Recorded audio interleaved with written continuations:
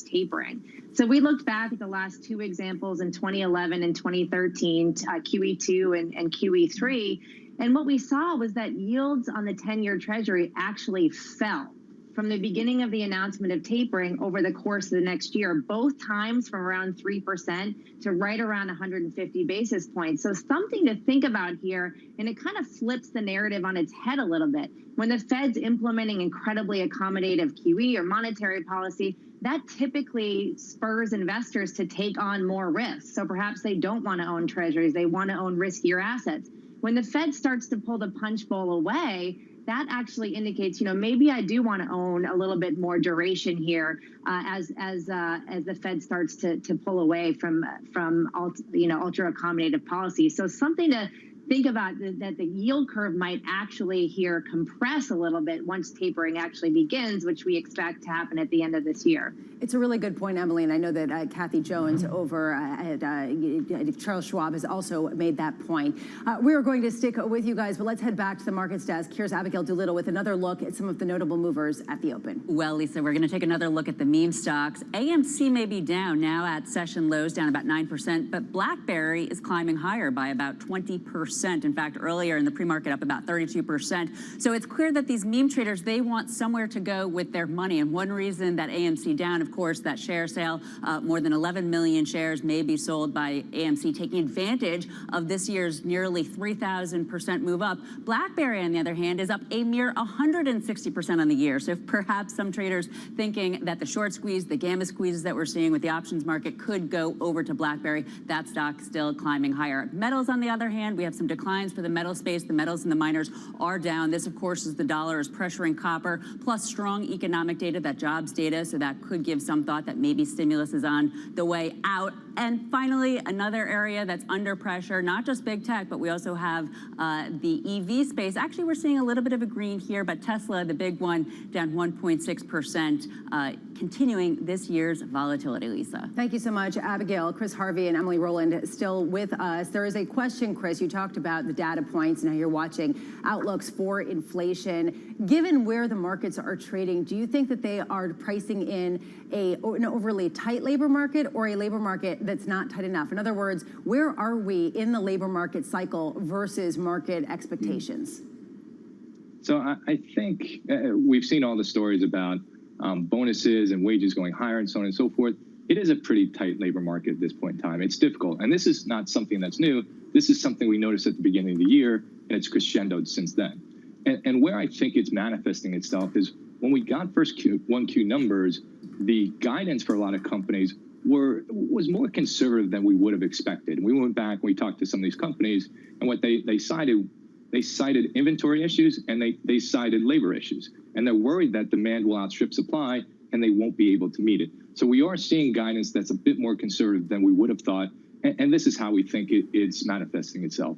Emily, are you concerned about the services sector in particular being able to absorb higher wages, the cost of employees who are demanding more? We just saw those figures over out of Europe showing that they have less pricing power, less ability to raise prices on consumers that are still watching their pocketbooks. How does that factor into your investments?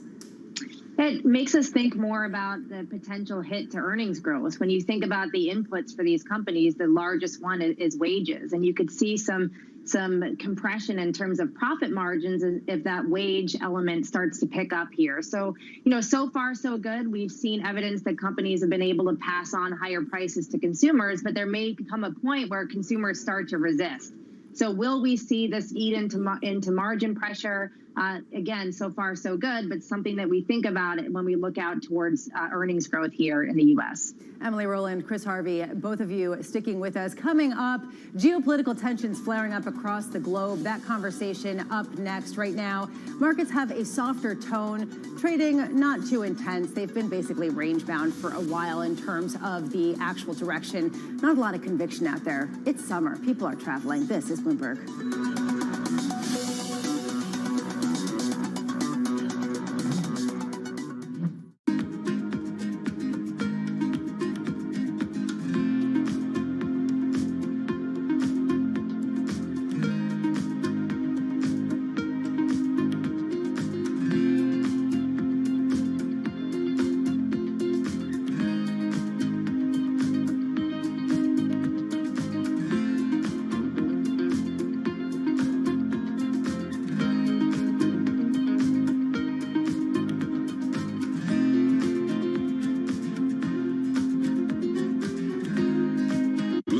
surveillance puts global markets into perspective. We're going to try to fold an economic theory here with what we've got. Based on data. The focus is going to be on the data, the manufacturing data. How the market responds will be really interesting. Timely conversations. Part of getting out of this hole is big fiscal. Keeping you up to date on trends. When do you take this thing off? So you put it on to take it back off. Wake up with Tom Keene, Jonathan Farrow, and Lisa Abramowitz. Weekday mornings on Bloomberg Television. We've sadly lost 12,000 premises across the sector as a whole. We lost about 330,000 additional staff in terms of headcount through the pandemic. It is a gradual road to recovery, but I am feeling much more optimistic. The positive response we've seen from consumers in returning to eating and drinking out, even outside, has been very welcome. And of course, we're not out of the woods yet, because we know that it's, about 20% will struggle to reopen with social distancing restrictions, and every day that they are closed makes it less likely that they'll be able to reopen. So I think you will see continued business failures within hospitality over the course of the next year. Well, I think the government support has been unprecedented. Equally unprecedented is the hit that hospitality has taken. So we do need the government to look at a solution on rents, which is going to be critical to recovery, a recapitalization strategy to tackle the levels of debt that these businesses are going to come out of the pandemic with. So this government support, fantastic, has allowed us to maintain a large number of staff that we would have undoubtedly lost along the way had we not had furlough. But furlough actually is costing the businesses to implement at the moment, and the costs of staying closed, the industry is burning through £500 million a month in ongoing costs.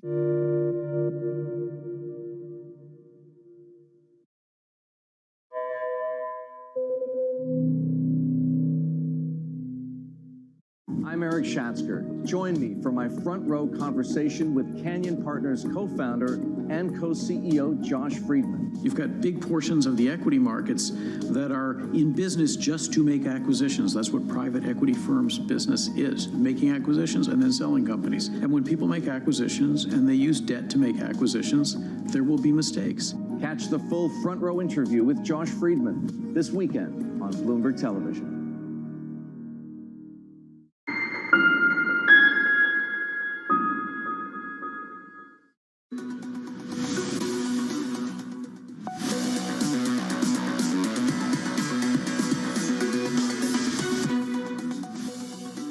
What is interesting right now, when we look at northbound flows, investors seem to kind of assume, I don't know, it looks like flows are returning to China and investors coming back. So potentially people see as kind of the worst is in the price, and it's maybe time to come back to Chinese tech. It's more about what's happening with Chinese tech than the U.S.-China relationship at this point.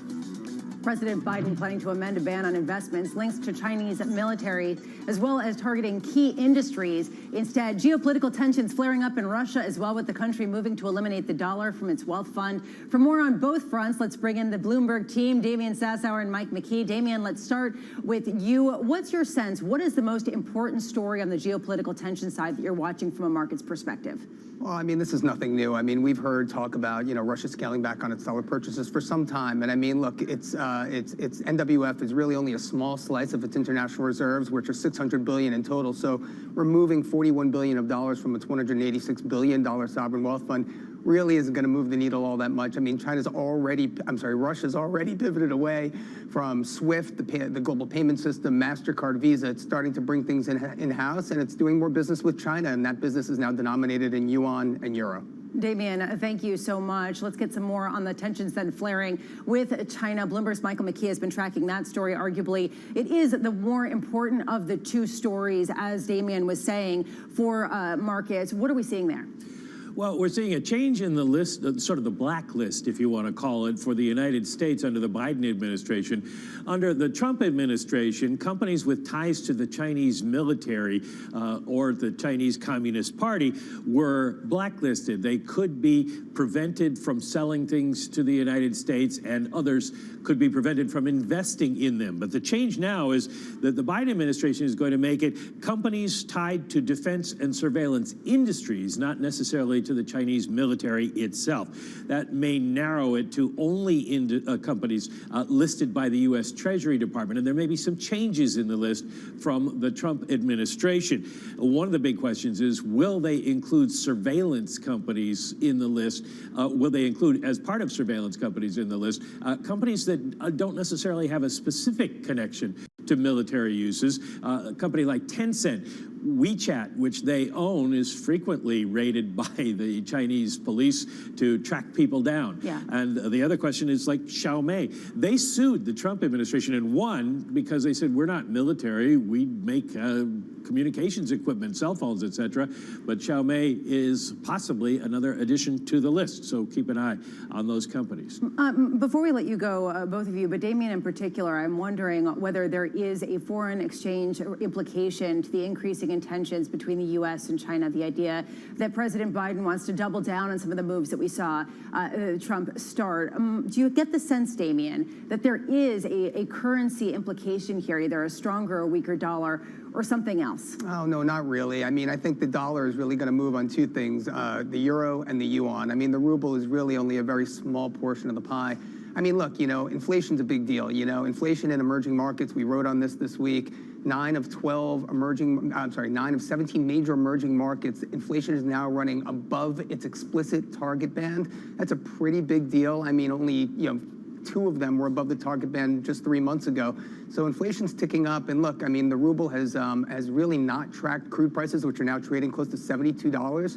So, there is some room for snapback there. But by and large, this is not going to impact the dollar, which is today, 90% of all international transactions and 2/3 of all international denominated debt.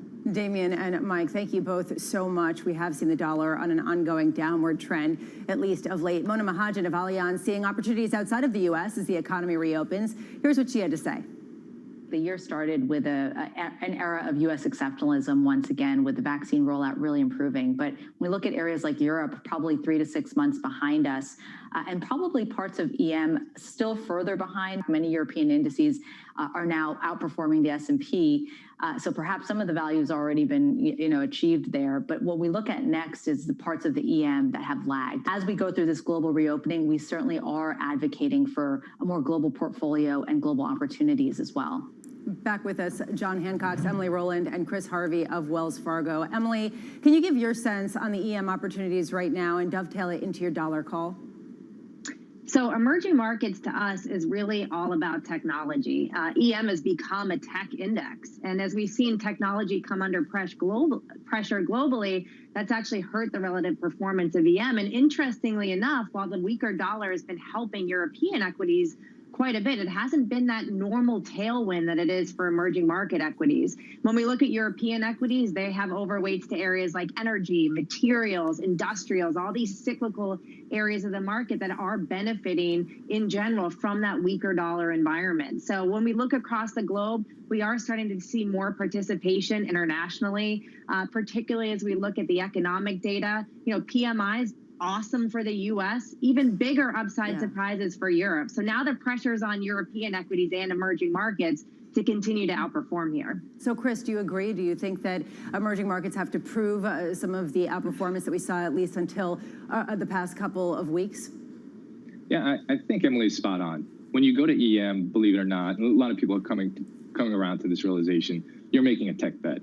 But when you go to the rest of the world, above EM or the developed world, you're making less of a tech bet, and that's what we think is going to work going forward. So I think EM is going to be a tough go in the short term because of its tech exposure. The rest of the world should be in pretty good shape as the economy around the globe begin to recover. Emily Rowland, Chris Harvey, both of you, thank you so much for being with us. Coming up, the market moving events that you need to be watching. That's next in our trading diary. This is Bloomberg.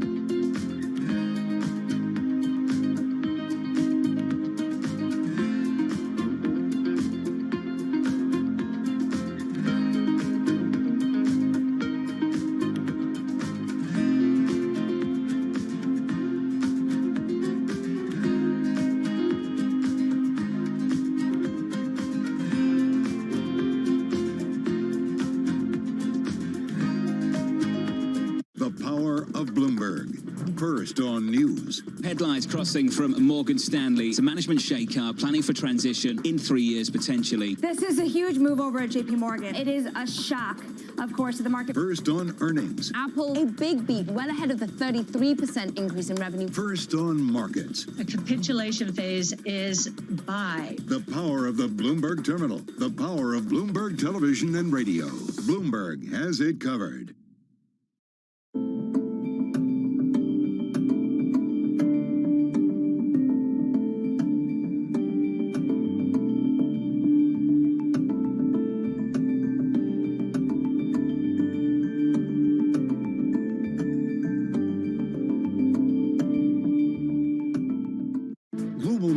Never sleep, so stay connected with Francine Lacqua in London, Matt Miller in Berlin, and Kaylee Lyons in New York. Perspective on the day ahead.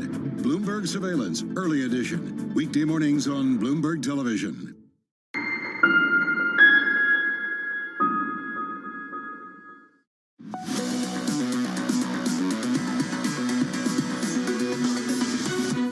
Time now for the Trading Diary, what you need to be watching for the rest of this week. ISM services coming out at the top of the hour, plus Fed speak coming from Randy Quarles and Patrick Harker. Fed Chair Jay Powell speaking on Friday. And finally, we close out the week with the U.S. payrolls report and high expectations. This was Countdown to the Open. This is Bloomberg.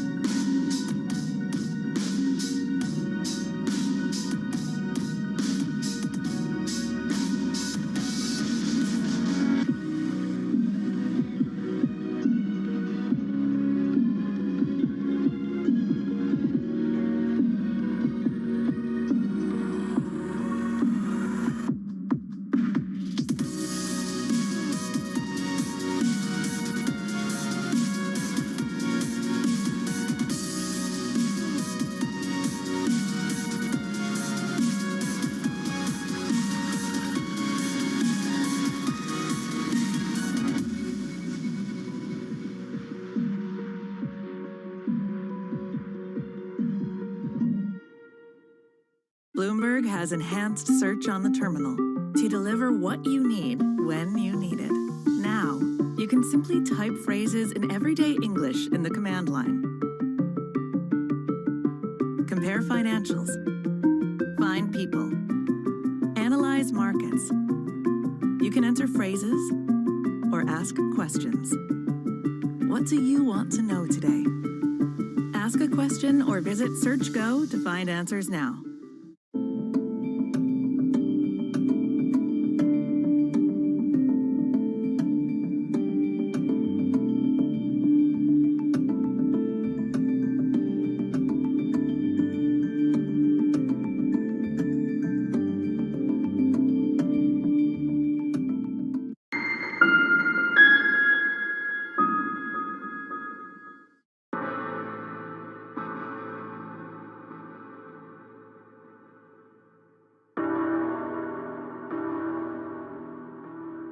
Months after Hurricane Maria, Puerto Rico is still in peril.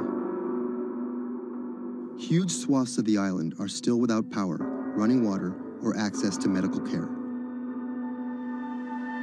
Experts estimate that it will take years before these services are restored island-wide. Much of the blame has been placed on FEMA for a slow response in comparison to recent disasters on the mainland. But recovery from a disaster of this complexity and scale has proven more challenging than anyone anticipated. And filling the gaps between an overextended public sector and a suffering populace falls on the private citizens.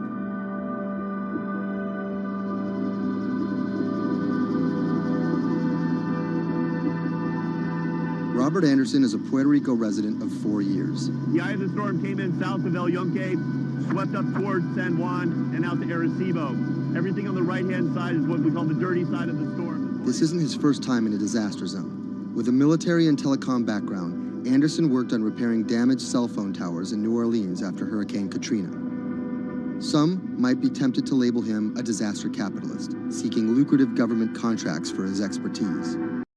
But as Anderson finds himself in the middle of a humanitarian crisis, he and his associates are developing a variety of pro bono recovery projects that target the island's hardest hit areas. I see two Puerto Ricos. We're here in San Juan. They have telecommunications restored. They may or may not have power, but basic services are in place. They're able to get food. They're able to buy things. They're surviving. And when you look outside of the San Juan area, you can go 15 minutes from here and find areas that are devastated. I'm working on the devastated side. Today, he's put together a boots-on-the-ground mission to provide medical care to some of the island's most isolated and vulnerable residents. Steve Berenbaum is one of Anderson's business associates. He offered an extra car and a set of hands. So we received an initial report from a nurse that was out in the area. We're headed to the northeast region of Utuado for some people that are in need of urgent medical assistance. Dr. Sally Priester is a physician from San Juan. She filled a van with medical supplies at her own expense and brought along a team of nurses. Google Maps estimated our first destination to be a 90-minute drive. But it didn't account for obstacles like this.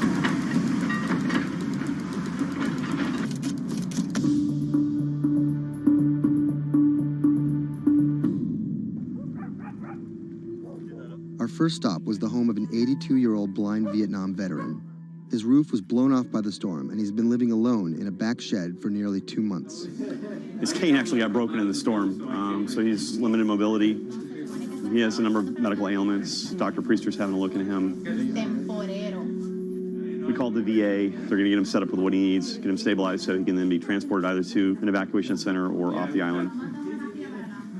It's when the chain gets broken, when those families that are connected to them leave the island or take off. These guys get left at the end of the road, and it's tough. FEMA was not officially part of Robert's team, and their arrival caught everyone by surprise. Their job here was to survey and report back to their superiors, and did not come with medical aid of any kind. People think that FEMA is there to hand out bottles of water, and it's not what they do. FEMA has a role to play. They have a very specific role. They bring in ships, they bring in airplanes, they bring in tractor trailers with pallets of things. But they're a big machine, and there's gaps in that thing. And you're seeing one of the gaps here, and we help fill that role.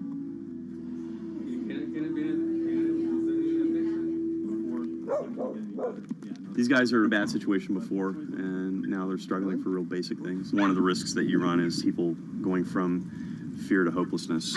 Those are the folks that we're trying to reach. And how are they reached? How are they even found? Word of mouth, mostly. And what's your role in all of this? Ghost in the machine. I'm lucky enough to be able to communicate with folks in FEMA, the state of Puerto Rico. For a ghost, Robert makes his presence well known. Not only was he the de facto leader of the mission, now with FEMA in tow, he created his own maps to survey storm damage. So we're right here. And delivered them to FEMA HQ free of charge. I have pretty good reach. Perhaps that's how he managed to earn himself a coveted FEMA badge without actually working for them. And it's these relationships that allow him to operate more efficiently than an NGO or a government agency. We're able to resolve problems at a different level. Our next stop was on a mountaintop, a family of 11 struggling to care for their special needs brother in what was left of their house. Probably we are the first health team to come and visit this family. Muy bien, todo muy bien. The patient has Down syndrome. He is all day in bed. The difficulty with this is the patient cannot be alone. The most important thing is that you need to take care of the chronic disease besides disability, because they have been not going to a doctor, and no doctor has come in here yet. So we need a refill of this medication. After maybe 54 days, it's not getting better. And the only way that you can be able to see that is coming to the ground, drive, and see the people and talk to the people. You can see San Juan from here, but you can't get there. It's like the Emerald City.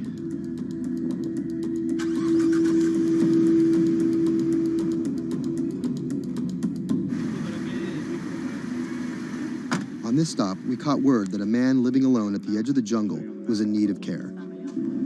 So we decided to take a little detour, come up here and check out, see what's going on. To the ground, drive, and see. One of the challenges is to find those people that are at the end of these roads that need help. Was in need of care.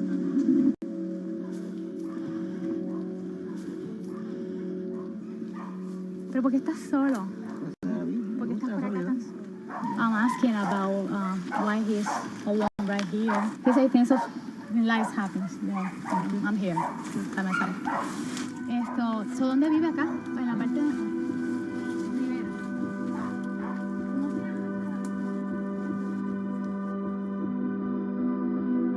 This is not a job.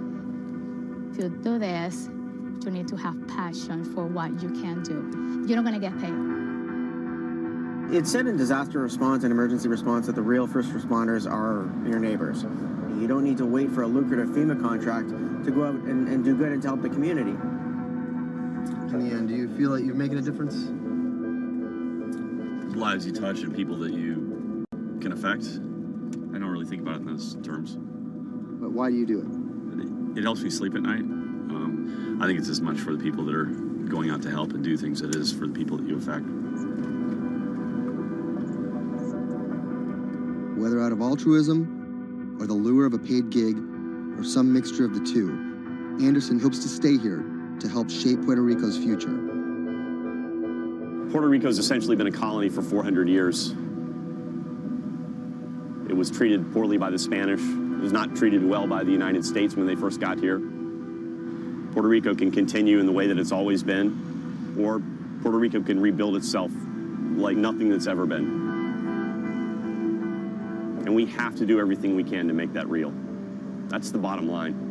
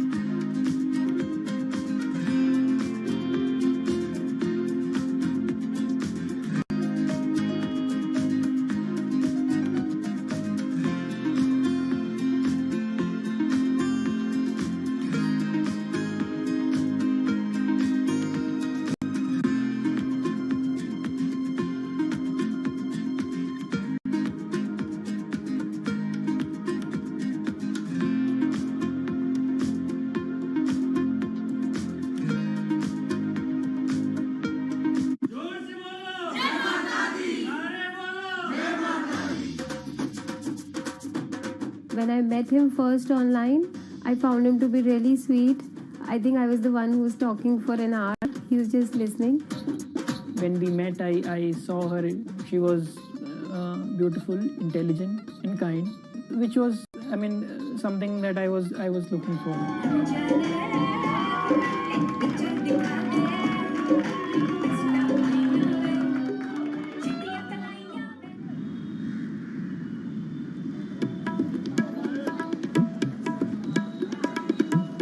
Anshu and Sumit are one of about 12 million couples that get married in India every year.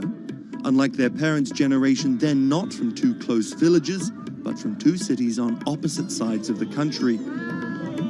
And their love didn't start through community matchmaking, marriage brokers, or classified ads in newspapers, but began online.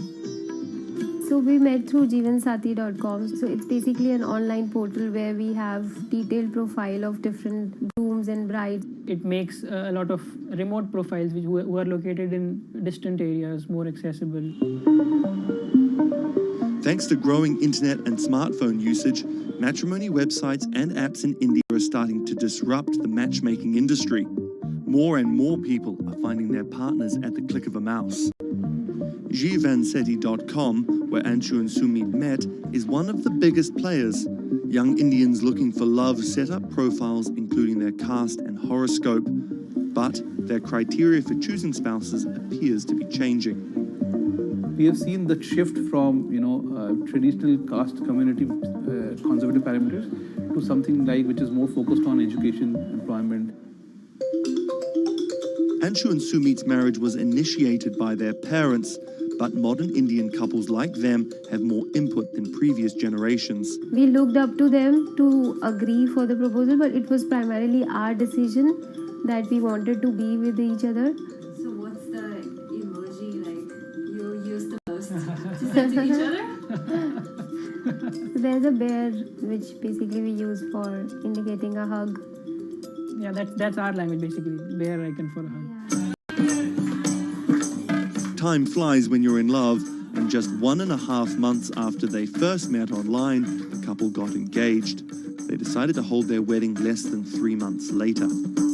But planning a traditional Hindu wedding on such short notice is no easy task. The massive event usually lasts 3 days, has various ceremonies and celebrations, and involves the entire two families and hundreds of guests. Luckily, there are websites and apps for that. We searched online, we got in touch with Wedding Brigade, and they helped us finalize the venue. And it makes the search faster and efficient. Startups like the Wedding Brigade are challenging traditional wedding planners in this $50 billion industry. It provides various services from booking banquet venues to buying wedding gowns. The website makes money by charging commission from vendors. People don't want to be limited to what is available around them. They want to know the entire range of options available before making a decision. And now it's easy to find almost everything on one portal.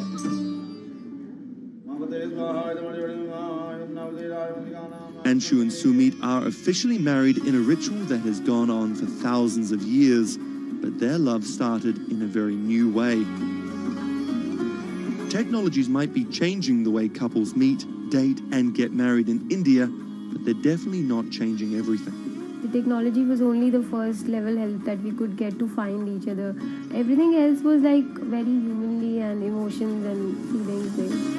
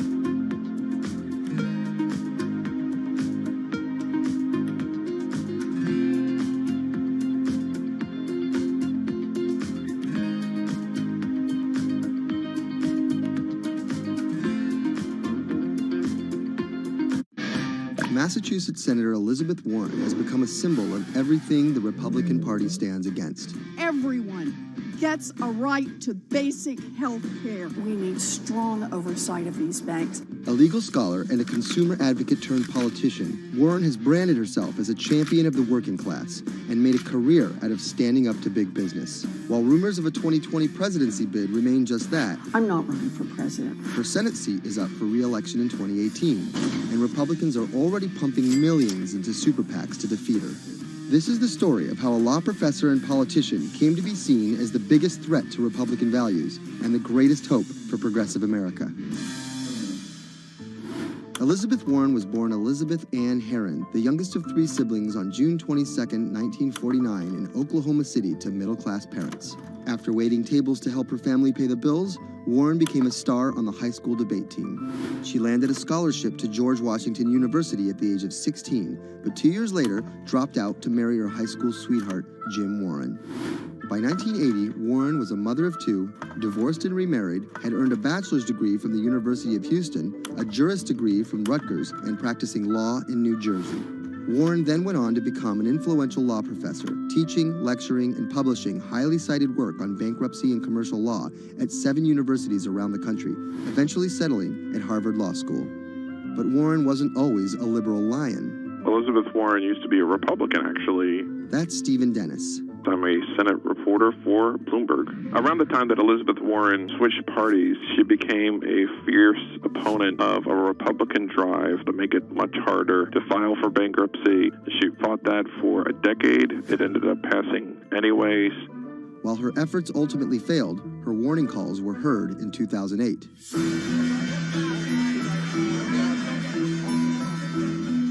We're in the midst of a serious financial crisis. Our entire economy is in danger, and without immediate action by Congress, America could slip into a financial panic, and a distressing scenario would unfold.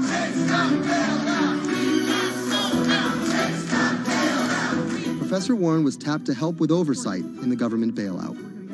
She would excoriate bankers and their bonuses and their practices. Why should the U.S. taxpayer alone carry city?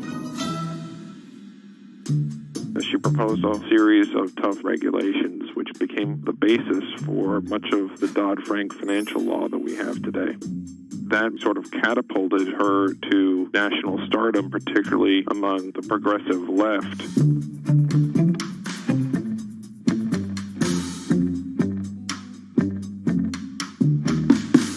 Encouraged by her newfound notoriety, Warren declared her bid for the U.S. Senate on September 14, 2011. During the race, her opponent Scott Brown tried to derail Warren by accusing her of falsely claiming Native American heritage, a controversy that earned her the nickname Pocahontas. Nevertheless, she was victorious and won the Senate seat by a comfortable margin. She used her new tenure to challenge everyone, from banking regulators and Treasury officials to members of Wall Street and Congress. I'm really concerned that too big to fail has become too big for trial. We need tough new laws to hold corporate executives personally accountable. No one should be above the law. She called for Wells Fargo CEO John Stump to resign for fraud, introduced the Bank on Student Loans Fairness Act, and reintroduced the 21st Century Glass-Steagall Act.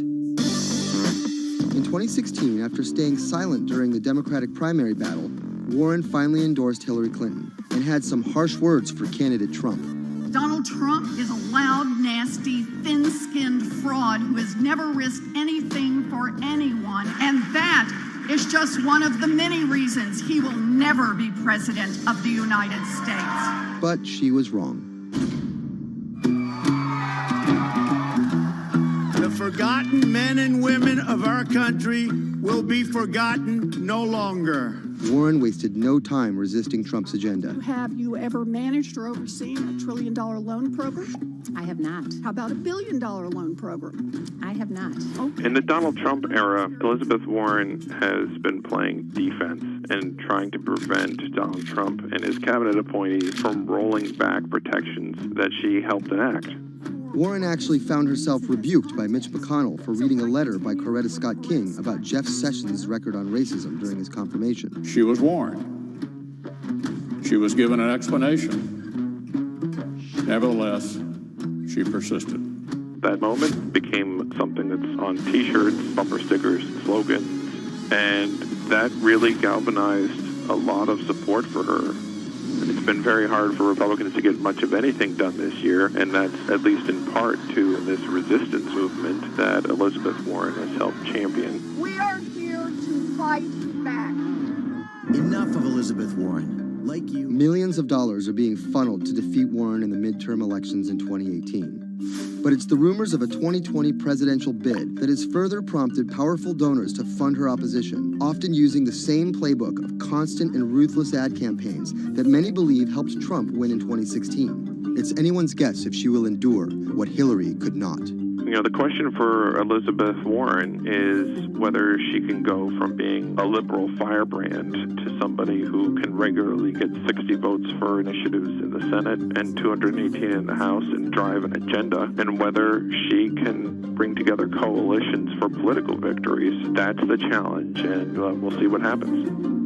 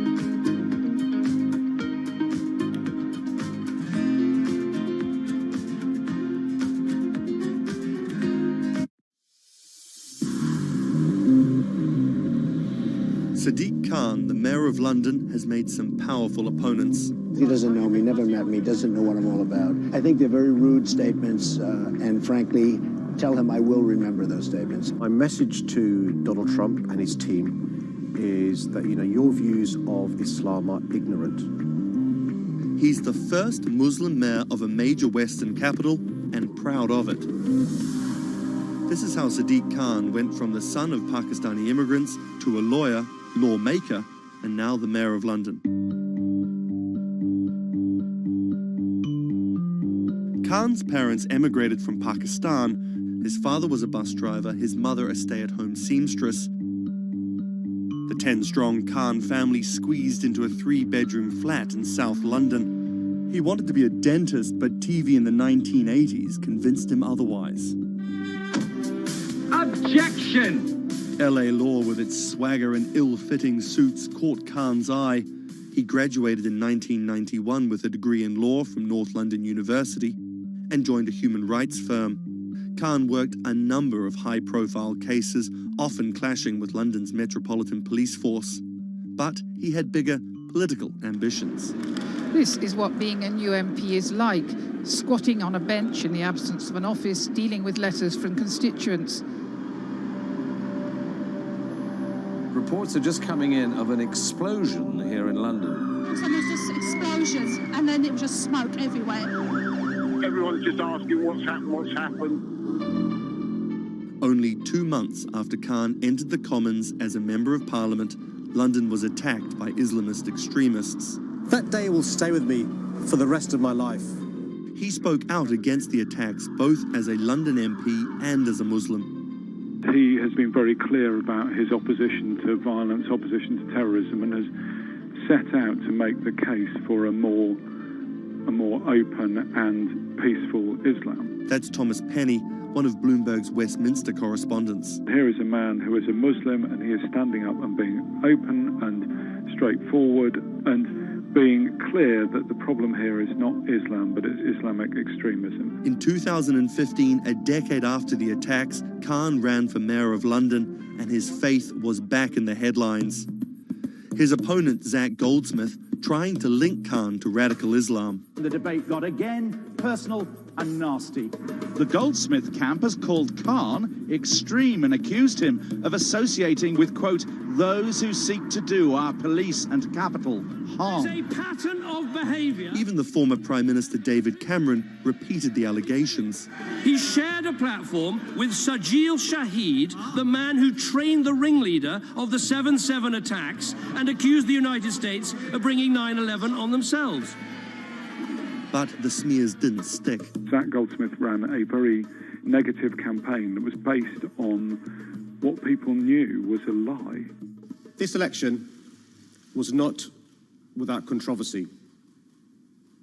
And I'm so proud that London has today chosen hope over fear and unity over division. After taking the mayor's office with a comfortable majority, Khan has brought a business-like efficiency to the role, scrapping expensive vanity projects like the Garden Bridge and the new Routemaster buses, which cost £350,000 each. The former lawyer who used to fight the police in court is now praised for his close relationship with them. I was talking to a very senior police officer in the Metropolitan Police who said there was a sea change when he went into City Hall, and the police were saying how much they welcomed this because they knew where they stood and it was more straightforward to work with. So he works like a lawyer, he works like a government minister. Khan's kept his faith at the fore. He's an outspoken voice for moderate Muslims across the world. Donald J. Trump is calling for a total and complete shutdown of Muslims entering the United States.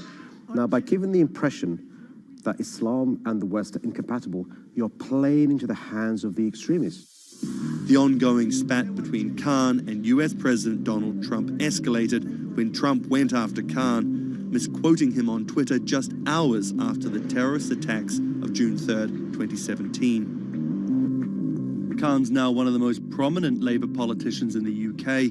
In fact, a recent poll of Londoners found Khan was more trusted to keep the country safe from terrorism than the Prime Minister or the Labour leader. His story of going from the son of an immigrant bus driver to the mayor of one of the greatest cities in the world plays well with Londoners. But can he appeal to the rest of the nation? Has Khan got his eye on the top job? And is the UK ready for a Muslim Prime Minister?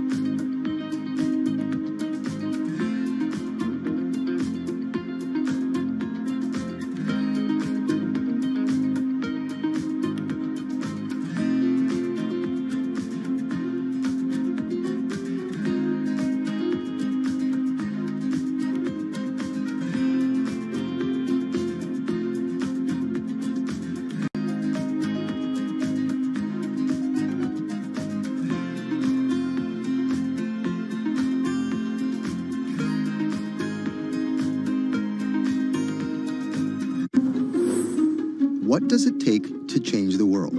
A big army? A cure to a pandemic? A revolution? All of these take either a lot of people, thousands of hours, or massive amounts of space. But for Julian Assange, all he needs is one room, an internet connection, and the world will listen. Assange is located here, and more specifically, right here. And from that location, he's posted government secrets, classified documents, and leaked emails from some of the world's most powerful people. And in doing so, has been labeled a hero, a villain, a nihilist, and everything in between. This is how an Australian programmer sequestered in the Ecuadorian embassy in London became one of the most influential and notorious people in the world. Born in 1971 in Townsville, Australia, Assange has always been on the move. Living in over 30 homes by the time he was in his mid-teens, Assange, along with his mother and half-brother, finally settled down in Melbourne. His introduction to hacking started at 16 when he was given a Commodore 64, which he attached to a modem. He attended the University of Melbourne, where he studied programming, physics, and mathematics. He never graduated, but that doesn't mean he didn't get an education. By 1991, Assange hacked into the Pentagon, U.S. Navy, and other branches of the U.S. government. In 1996, he was caught by the Australian Federal Police and charged with over 30 counts of hacking and computer-related crimes. He didn't get any jail time, but he was fined $2,100. I think the first taste of what would come later was the hacking that he did as a young programmer, and that really sort of foreshadowed a healthy skepticism of the use and abuse of technology by governments. That's Vernon Silver. I'm a reporter for Bloomberg's investigations team. Assange's youth as a hacker laid the foundation for him to start WikiLeaks in 2006. But what is WikiLeaks? It's a website that posts unfiltered, usually classified documents. What separates it from every other media outlet is that they have no editorial hierarchy. With a publication like the New York Times, information comes in, they take that information, package it, then disseminate it for the public to see. WikiLeaks, however, cuts out the middleman. WikiLeaks gathers information, most of it given to them anonymously. So what they're doing is really very simple. They get the information in one end from who gives it to them and out the other with sometimes minimal interference. Julian Assange is the leader of that, the mastermind, the creator, and really, because he thinks of it as a journalistic enterprise, the editor-in-chief. But every story starts with a source, and Assange has some unconventional sources. Julian Assange does not hack as far as we know. He is the recipient of people who are either insiders who give him secret documents or hacked emails from a foreign power. That's Eli Lake. I am a columnist for Bloomberg. And there was no source bigger for Assange than Chelsea Manning. He used to be known as U.S. soldier Bradley Manning. In 2010, Manning provided Assange and WikiLeaks with hundreds of thousands of leaked government documents. WikiLeaks quietly began releasing the documents in February of 2010, then made big headlines in April by posting what is now known as the collateral murder video. Come on, fire!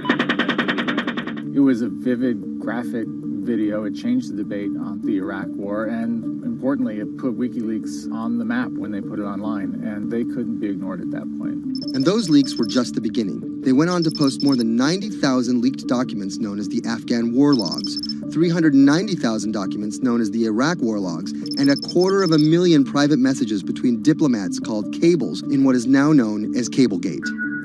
These leaks were met with very real ethical questions. The problem with publishing those cables was that a number of confidential sources for U.S. diplomats who faced real danger when their names were exposed. Then Secretary of State Hillary Clinton drove the point home that every country, including the United States, must be able to have candid conversations about the people and nations with whom they deal. Shortly after Cablegate, the Swedish government issued an arrest warrant for Assange on allegations of rape and molestation. He claimed the allegations were fabricated to get him extradited to the United States, a claim the U.S. government denied. Either way, Assange's next move was to seek refuge in the Ecuadorian embassy, which really was the beginning of the new chapter in his life and what we're dealing with now, which is him being stuck in London. What was supposed to be an office in an embassy is now Assange's self-imposed prison to this very day. But that doesn't mean he's slowed down. Since being trapped in the embassy, WikiLeaks has released files about Guantanamo Bay prisoners, Syrian political figures, and the draft to the Trans-Pacific Partnership. And then came the 2016 U.S. election. Thousands of leaked emails showed Democratic Party officials possibly plotting against Bernie Sanders in his race against Hillary Clinton. Over the course of 68 days, WikiLeaks released 20,000 confidential Democratic National Committee emails. In terms of the presidential race, if you look right here, when Assange released the first batch of emails, Trump actually takes his first lead against Clinton. I think we've had enough of the Clintons, in all fairness. Once WikiLeaks started exposing secrets of the Democratic Party, Julian Assange became a hero to many on the right. Public opinion kind of flip-flopped. WikiLeaks. From the emails, we now know Hillary Clinton's campaign manager makes risotto, and also how the DNC squashed Bernie Sanders' campaign. One thing we don't know is who gave Assange the stolen emails in the first place. Many leading Democrats say they suspect it was the Russians. They released an analysis from a private cybersecurity firm that had said it was the Russians. But Assange claims our source is not the Russian government, and it is not a state party. So this is where we stand today. The public still doesn't know who provided the emails to WikiLeaks. Meanwhile, Assange is still running WikiLeaks and still releasing documents. In March 2017, he started publishing documents from the CIA's Center for Cyber Intelligence called Vault 7. The CIA, the agency charged with finding and keeping our top secrets, can't keep its own secrets. As long as Assange has a connection to the world, no government secret will be too far from exposure. Julian Assange is still in the embassy. Maybe he'll leave, maybe he won't. Kind of regardless, his work has been done. He's changed the way people think about their governments, about their own secrets, about their own hackability, and really the world has changed because of him.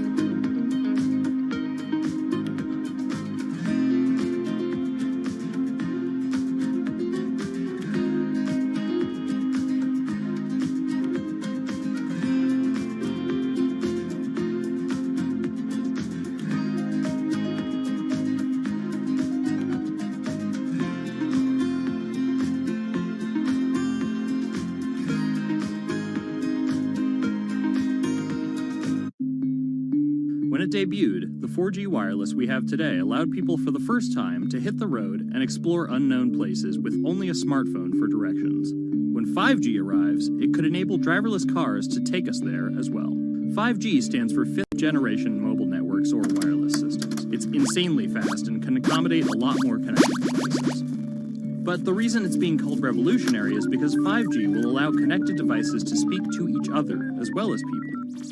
Right now we're living in a world where really it's a one-way experience. That's Bloomberg tech reporter Ian King. The network talks to your phone, you look at your phone and access data, then you send something back to the network. What we're being told about 5G is that really for the first time we're going to see machines communicating with each other over mobile networks in a meaningful way. 5G could end up being 100 times faster than what we have now, with speeds that could reach 20 gigabits per second. In plain English, that means downloading a full-length HD movie in seconds.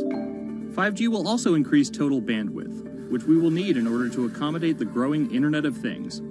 We're talking about the class of devices like internet-connected refrigerators, thermostats, dog collars, but 5G will enable many, many more. Things like your utility network factories, where machines are just sat there not connected at all.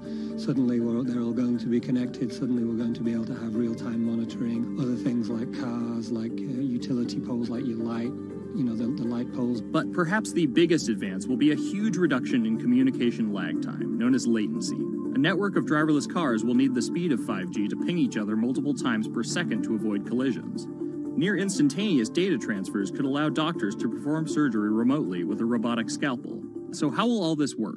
First, you need to improve network density. And that's just a fancy word for saying you put more towers out there. What we're being told is that's not actually the case with 5G. The idea is 5G will not only use the existing mobile spectrum, but also tap into higher frequencies called millimeter waves. Millimeter waves can carry more data, but only travel short distances. This may mean you'll see a lot more of these base stations around town. And the new towers may have as many as 100 antenna ports, compared to about a dozen on 4G cell towers.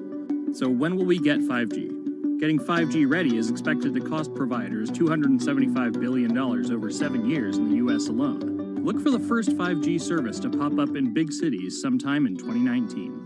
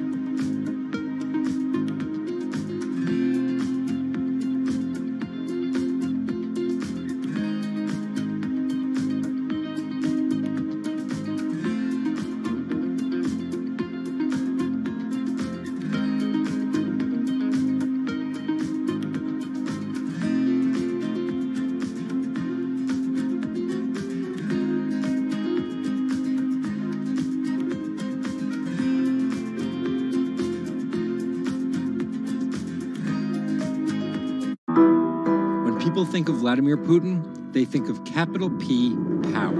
And that's exactly the impression he creates. Whether it's physical power, firing different weapons, riding in various James Bond-esque modes of transportation, or tossing hapless opponents in judo. Or political power, ruling his own country with an iron fist, crushing his political opposition, or, most recently, being accused of meddling in foreign elections for his own benefit.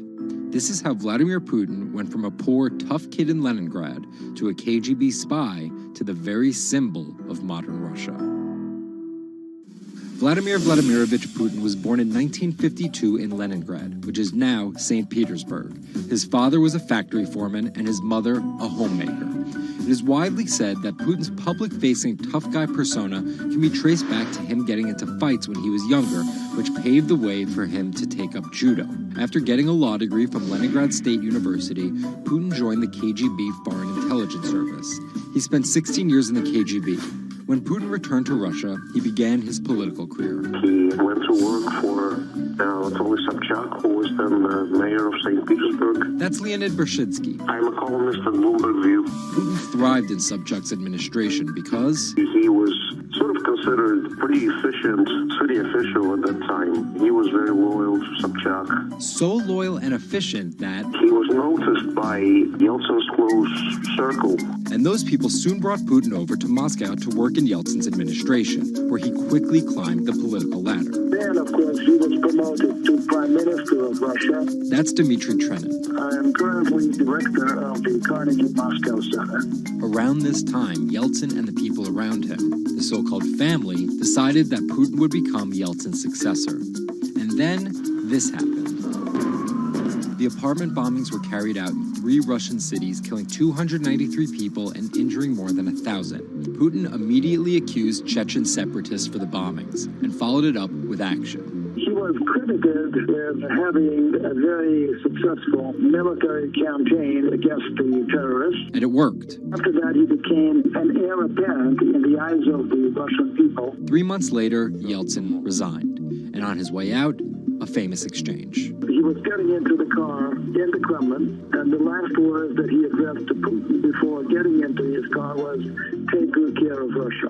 So Putin took over as president, and 3 months after that, won his first election. But just because Putin won the presidency, that didn't mean he had all the power. This is Michael McFall. I was U.S. ambassador from 2012 to 2014. In the 1990s, there was a fire sale of all the things worth owning in Russia, and certain people, the oligarchs, did better than others in that fire sale, sometimes called privatization, and those people tended to be well connected with the Yeltsin regime, and they weren't Putin's friends. But they probably miscalculated, thinking that they could easily find a way to influence him. It became impossible almost from the start. From that very moment, there was warfare between him and the oligarchs. That's when Putin gave the oligarchs a choice. Putin's way? Some of those people from the 90s managed to figure out a new way of dealing with Putin and have survived. Or prison. Others could not find common vision, and so they lost their assets. Khodorkovsky once was Russia's richest person, worth $15 billion, but he ran afoul of President Vladimir Putin and spent a decade in prison. With domestic power consolidated, Putin focused on restoring Russia's global influence. Putin is the guy who believes in the expansionist Russian state. Georgia and Ukraine and all the other Soviet republics that split off when the Soviet Union fell apart, he still believes that they're traditional Russian satellites. A lot of his strategy is about keeping them in the orbit. That Yeltsin line, take good care of Russia, that's how he understands it. And he used annexation and invasion, as well as oil, gas, and trade to keep former Soviet republics in Russia's orbit. In 2008, Putin's 2 terms were up, and he decided to step down as president. Dmitry Medvedev stepped in as president, and Putin went back to prime minister. But really, Putin never left power. He pretty much continued running the country, and Medvedev was a bit of a figurehead. There was actually a period of cooperation between Russia and the U.S. that benefited both countries during Medvedev's presidency. Because Medvedev did not have the same negative attitude towards the West as Putin did. But when Putin came back to run for a 3rd term, in the lead up to the 2012 election, it was widely believed that both the presidential and parliamentary elections were rigged, and Russians took to the streets. Putin blamed the protests squarely on America, and more specifically, Secretary of State Hillary Clinton. He believed that she had sent, and this is his words, a signal to demonstrators. Still, Putin won by a huge margin and set about crushing the protest movement immediately upon his return to the Kremlin. Over the next few years, Russia's economy tumbled. Putin annexed Crimea, leading to sanctions. The price of oil fell drastically. The ruble hit a new low, and America played down Russia's influence, with Obama calling Russia a regional power. Despite all of that, Putin's approval rating remained sky high, and then an opportunity for payback. I think I'd get along very well with Vladimir Putin. In 2016, there was one candidate who called Vladimir Putin very smart. Trump exhibited tolerance towards Putin's actions annexing Crimea, and similar views on NATO and sanctions. Secretary Clinton didn't support any of those views. Even though Putin denies any wrongdoing, U.S. elections. Yes. the U.S. has accused Russia of being behind the leaking of 20,000 Democratic National Committee emails, which many say helped Trump beat Hillary Clinton in the presidential election. Which leaves us here, with the possibility of a President Putin until 2024, positioning Russia to be the world power he always imagined it should be.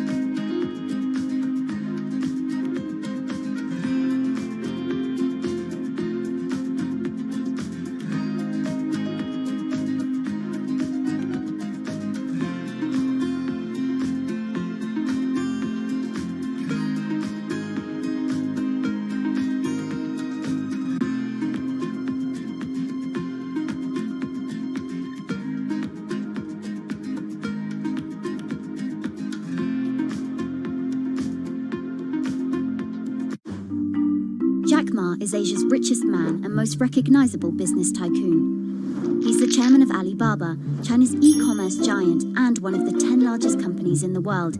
Yet he still wants more. We know where we're going. We want to be the 5th largest economy. Big words from the man some call Asia's Jeff Bezos. He's confident, he's charismatic, and he's definitely not the average CEO.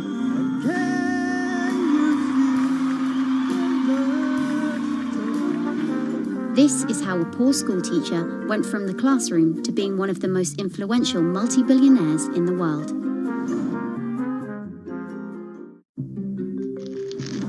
Ma was born in China's southeastern city Hangzhou in 1964. His parents were traditional musician storytellers. As a teenager, he started to learn English from foreign tourists after China opened up in the late 1970s. And then for 9 years, Jack Ma hung around outside the Hangzhou Hotel, which is now called the Shangri-La. He would get up at 5 a.m. to talk to travelers. That's Bloomberg technology reporter Lulu Chen. And I cover China Internet for Bloomberg. Ma failed China's National University entrance exam twice before being admitted to local teachers' college. He graduated in 1988. He applied for 30 jobs and got rejected, including from the fast food giant KFC. When KFC came to China, come to us say, 24 people went for the job. 24 23 people accepted. I was the only guy. Then Ma got a job at a local university and taught English there for about 5 years, earning just $15 a month. On the side, he started a translation company with several friends. During a company trip to the US in 1995, Ma had his first encounter with the internet at a friend's place in Seattle. I searched the first word, beer. I don't know why, because it's easy to spell, baby. And I see beers from Germany, beers from USA, beers from Japan, but there's no beer from China. So he searched for the word China instead and still couldn't find anything. And that got him thinking. He wanted to build something that would put China on the world's map. He started China Pages, a Yellow Pages-like website, but it didn't take off. Then Ma joined a government agency in Beijing to help set up a website. By 1999, the internet stock boom had gripped Wall Street, and back in his Hangzhou apartment, Ma decided to try again. With his wife and a group of friends, Ma raised $80,000 and set up Alibaba, a site that allowed businesses to sell stuff to each other. 人家美国人强就强它的硬件，强就强它的系统建设，这方面确实比你高。但是玩信息玩软的，中国人的脑袋绝不比你们差。我们在座的所有人的脑袋绝不比你们差。By 2000, Alibaba had raised $25 million from investors, including Goldman Sachs and SoftBank. He had no business plan and zero revenue, but his eyes was very strong eyes. In 2003, Alibaba started Taobao, a platform for individual sellers to trade with each other, and publicly declared war against eBay, who had started to make a foray into China. Jack Ma has this famous saying that Alibaba is a crocodile in the Yangtze River, whereas eBay is a shark in the ocean. And if they fight eBay in the ocean, then they'll lose. But if they fight them in the Yangtze River, then they have a home base advantage. In 2007, just 1 year after it forced eBay out of China, Alibaba debuted its business-facing division on the Hong Kong Stock Exchange. But it delisted 5 years later as its performance sagged. But in 2014, Alibaba raised $25 billion in the world's biggest IPO in New York. Everybody should have a dream. What if that dream comes true? After achieving dominance in the business of e-commerce in China, Alibaba has been building an internet empire worth $472 billion, with businesses in cloud computing, online video streaming, movie production, healthcare, sports, retail, and even news media. Alibaba buying into South China Morning Post really raised eyebrows. This is the largest English newspaper in Hong Kong, and it shows that Jack Ma's ambitions weren't limited to e-commerce. He wanted to influence not just Chinese users, but also overseas users as well. The US has criticized Alibaba for allowing companies to sell counterfeit and poorly made goods, but in China, it enjoys the favor of China's government. It's part of Ma's company philosophy. In love with the government, but don't marry with them. Jack Ma is an extremely fortunate man for jumping on the internet sector so early. Note that this is a person who has no coding skills at all. He's a natural showman and a gifted public speaker and really able to convince others to believe in his vision. Ma's vision of growing Alibaba to be the world's 5th largest economy faces strong competition at home and abroad. It will require more than just naked ambition and charisma, but Ma is great at getting himself in the right place at the right time. So far, it served him well.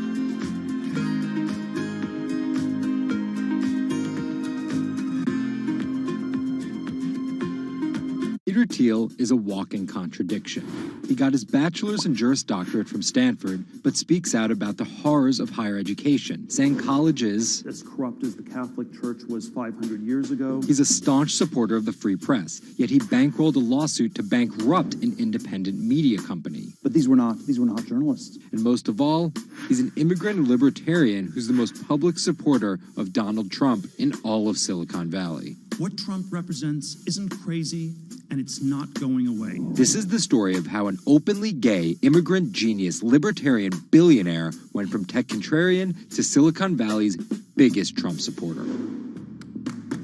Peter Thiel was born on October 11, 1967 in Frankfurt, West Germany, to Suzanne and Klaus Thiel. Peter's family emigrated to Cleveland, Ohio when he was 1. An Ayn Rand devotee during his youth, Thiel attended Stanford University majoring in philosophy. His Stanford experience shaped a really big part of who he decided to surround himself with. That's Lizette Chapman. And I cover technology and venture capital here at Bloomberg. He and his Stanford friends made their first big splash in tech with PayPal. After selling to eBay for $1.5 billion, they would become known as the PayPal Mafia for each incredible success after PayPal. For Thiel, that began with an early, modest $500,000 investment in Facebook. And in VC speak, early means big risk, but also big reward. He turned that initial $500,000 investment into more than $1 billion in cash. But Thiel was just getting started with Facebook, and he went on to make a whole bunch of wildly successful investments. From SpaceX to Airbnb to one of the largest, most powerful companies in the United States, if not the world, and of course that's Palantir. The incredibly controversial secretive data mining startup he founded with his colleagues from PayPal. It connects data silos and then allows non-technical people to search that information for patterns. Data like financial information, feeds from video cameras, biometric details, passport information, flight manifest. Palantir doesn't talk much about how they collect this data, who has access to it, or what they do with it. But they have contracts with the Department of Homeland Security and the CIA and the Department of Justice and the Securities and Exchange Commission and several other federal agencies. It's the richest company you've never heard of, valued at $20 billion. But there are plenty of obscenely wealthy people in Silicon Valley. What makes him different... He's a complex ball of multiple contradictions. Take college, for example. Even though college was extremely important for Thiel, there's something called the Thiel Fellowship. In exchange for dropping out and a promise not to pursue college, Thiel would give them $100,000 each. You basically tell people that if you get a diploma, you're saved. Otherwise you go to hell. You go to Yale or you go to jail. Also, his relationship with the press. Here's another contradiction. He's donated to free press initiatives, including the Committee to Protect Journalists. But he also secretly spent tens of millions of dollars bankrolling a lawsuit filed by Hulk Hogan over the publication of a sex tape and bankrupting the independently run Gawker Media. Why did he do this? Because in 2007, one of Gawker Media's blogs, ValueAg, outed him as gay. And with the lawsuit, he found an opportunity to get back at them by funding the lawsuit that Hulk Hogan was able to bring then, but he wouldn't have been able to do that without Thiel's money. And finally, Thiel's biggest contradiction, his endorsement of Donald Trump. When he was asked about his support for Trump, he was surprised at the outrage that came with it from many of his colleagues in Silicon Valley. He didn't want more of the establishment. No matter how crazy this election seems, it is less crazy than the condition of our country. After briefly supporting Carly Fiorina in the primaries, Thiel pivoted to Trump, donating $1.25 million to Trump and his associated super PACs in October 2016. And he didn't just help Trump financially. He gave a full-throated keynote speech supporting Trump at the Republican National Convention. I'm not a politician, but neither is Donald Trump. He is a builder, and it's time to rebuild America. And when Trump was finally elected, Thiel was given the reins to an enormous amount of power. And I want to thank you, man. You have a very special guy. He was named the transitional advisor. And in that role, he did a lot of interviewing and a lot of vetting to fill hundreds of cabinet positions and different jobs within the administration. But it turns out Thiel's support isn't unconditional. Talking to people who spend time with him, I have also heard that he is no longer a great supporter of Trump. It was reported that Thiel was unhappy with the direction of Trump's presidency. Ever since, he's been mum, making no public appearances, no statements, and staying out of the spotlight altogether. Although there have been suggestions that Trump could tap Thiel for a top intelligence post or ambassadorship, there's no indication he'd accept. He's described his relationship with politics as schizophrenic. He gets really involved, and then he runs away as fast as possible. Whether Thiel takes a new position or simply continues as a board director at Facebook and Palantir, at just 50 years old, he's primed to wield some serious influence in technology and politics for decades to come.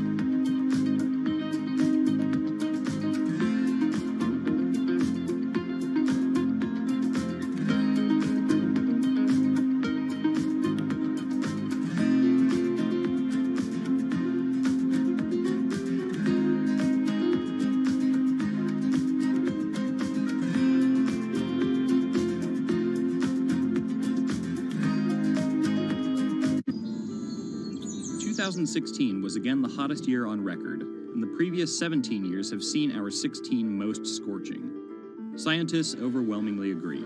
Global warming is the culprit. And it's just getting started. Ice caps, extreme weather, wildfires, droughts, and the hits keep coming. What are we doing about it? In 2015, the world took its boldest step yet to stem climate change with a historic accord in Paris. But now comes the hard part. Nations must change energy policies and invest huge amounts of money, and they will likely do it without the United States. President Donald Trump announced on June 1st that the U.S. would withdraw from the accord. The reality is that withdrawing is in America's economic interest and won't matter much to the climate. Here's the situation. Decades in the making, the Paris Agreement united the U.S., China, and more than 190 other nations in a push to limit fossil fuel pollution. The UN-sponsored plan secured pledges to cut greenhouse gases, the emissions that trap heat in the Earth's atmosphere, in an effort to avoid the rising seas and other environmental disasters that climate models predict. But even if all pledges are met, the globe is expected to warm by as much as 3.4 degrees Celsius this century, more than the UN target of well below 2 degrees. Meeting the Paris Agreement means that governments will have to offer more incentives for clean energy, scale back support for fossil fuels, make emissions more costly, and reduce deforestation. It's estimated that the deal will require $13.5 trillion of spending through 2030. Here's the argument. Unlike past climate pacts such as the Kyoto Protocol, each country set its own Paris targets and then promised to revisit and improve them. The U.S. was primed to play a lead role in climate change, but Trump's Energy Independence Executive Order reverses Obama-era rules and directives put in place to combat climate change, and expands production of coal, the dirtiest fossil fuel. The resulting policies threaten the global fight against climate change. Without the U.S. commitment to emissions reduction, other countries may join it in abandoning the Paris Agreement. This could make it almost impossible and even more expensive down the line to stop climate change. Optimists argue that the shift to a lower carbon future is already underway. Businesses, cities, and U.S. states, such as California, are already investing in wind and solar and taking other steps to make it work. I've actually been called an environmentalist, if you can believe that.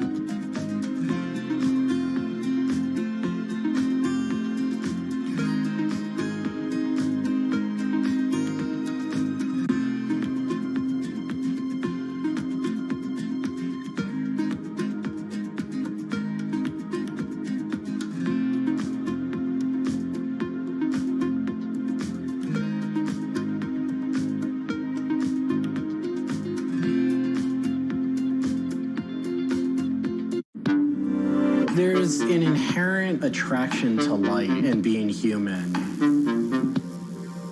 And I think on a very deep psychological level, light is this way in which we experience the energy surrounding us in a very personal manner.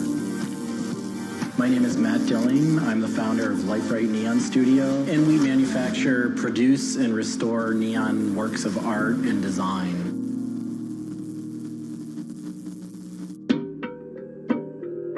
origins of the creative content of a lot of the work at Lightbright comes from a variety of sources. Sometimes people come with a napkin sketch. Some people come with an Adobe Illustrator file. And we have a whole design team who then we kind of work together to help create layouts of what it might look like. Scale it up and create a paper template using a pen plotter. And that paper template actually becomes our guide for what we're going to bend the neon to. We take from the office into the glass shop. We pick out the right size tubing with the right color for the right size project. From there, we heat up the glass tubing. The torches heat the glass well in excess of 1,000 degrees in order for it to get into its molten state. We heat up and bend the glass tubing to match the template.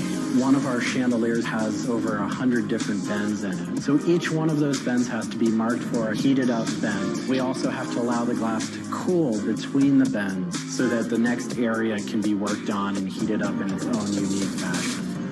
It turns into spaghetti, and then we have to make sure that that spaghetti lines back up and cools to the template. We use a blow hose to connect our mouth to the tube, create a volume that's closed, and we can control the pressure in there with our mouth. There's just a variety of challenges that come up inherently in working with glass. Glass can crack due to stress, and sometimes you'll just have a batch that all it wants to do when it gets near a torch is crack.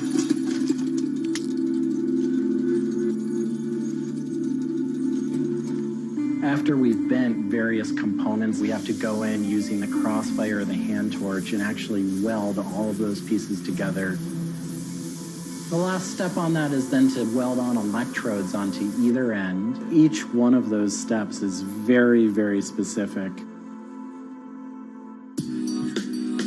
I draw inspiration from so many different experiences. It's hard to come up with one thing that's particular, but one of the ways that I really am able to connect with the creative is to float. Floating is a similar experience to meditation, to psychedelics. Going into a blackened room and laying out in a body of water and salt that's heated to your body temperature, and it allows for all sort of external stimulation to fall away. And your internal world really begins to bubble up, a different relationship to your mind.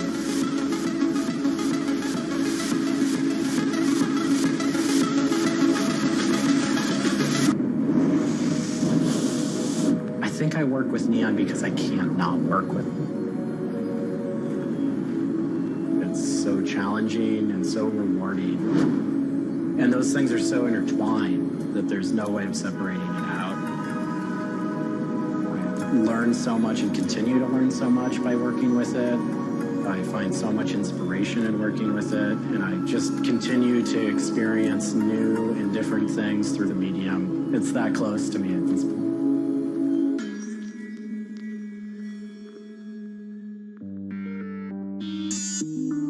Once the neon tube is completed, we have to hook it up to our manifold for bombarding. The manifold is opened, a vacuum is drawn. We check the tube for leaks with our Tesla coil. We close the tube back off, and we heat it up using a very large and powerful transformer. As the tube is heated up, it releases anything that's not inert inside the tube, and we evacuate that out. We introduce the gas into it, and we seal the tube off, sealing into that tube whatever gas we introduced into it. I think my favorite part of making a neon light is when I see it lit up for the first time. Different gases, when electrified, emit different wavelengths of light. Neon gas is this very bright orange, fiery red color. Argon gas creates a very intense blue, but that light output that is produced can then be expressed in a different wavelength by coating the inside of the tubes with a phosphor coating that takes that one wavelength of light and emits a different wavelength. We bring it over to the aging table where we hook it up to an age-in transformer and allow it to settle, age the gas in that we've introduced to it. There's always a stray particle of something left inside the tube. But that time that the oxide coating can act to scrub whatever is left inside the tube while things are getting settled into place.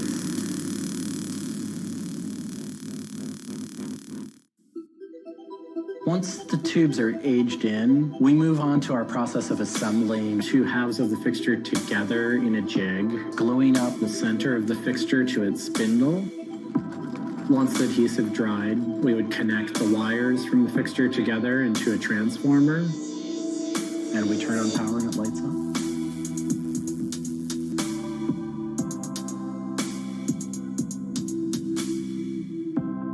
Part of what we love about what we do here is that we try and put out into the world the kind of things that we'd like to see. I still am surprised when it lights up. I'm still excited when I get to see it illuminated.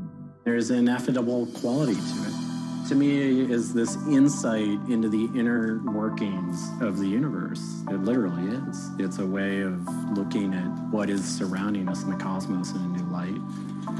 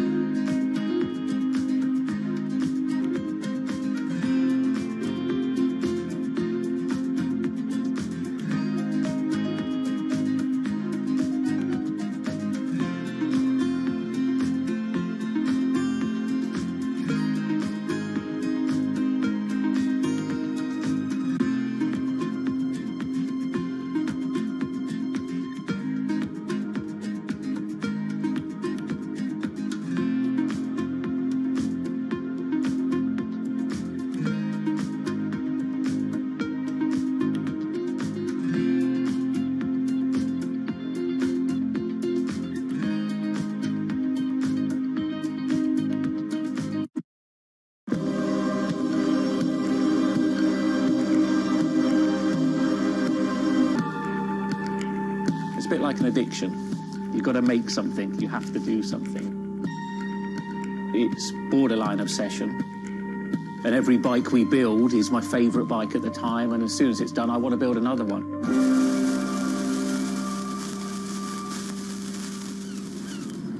Sven cycles is something I've been thinking about ever since I started cycling in my late teens. We want bikes that ultimately you'll really enjoy riding.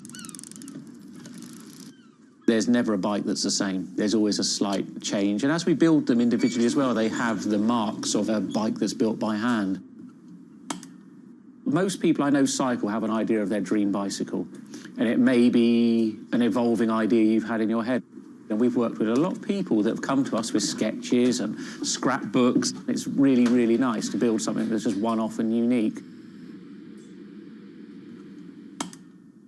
I think a lot of people see a bicycle as two wheels and a frame in the middle. There are a lot of subtle changes and nuances in design which can change the riding characteristics quite dramatically. I'm a really big fan of modernist architecture, and the simplicity of a modernist building is really hard to achieve. And with some of our bikes, they may look very simple, but I think people should not underestimate the time and effort that goes into designing a product. Tubing is key to a bike's feel and ride. Reynolds tubing has been in my life ever since I can remember. Growing up, I could never afford a frame manufactured with their tubing. We can now put a badge on our bike saying manufactured at Reynolds, which is a sort of thing as a kid I just wouldn't have believed was going to happen.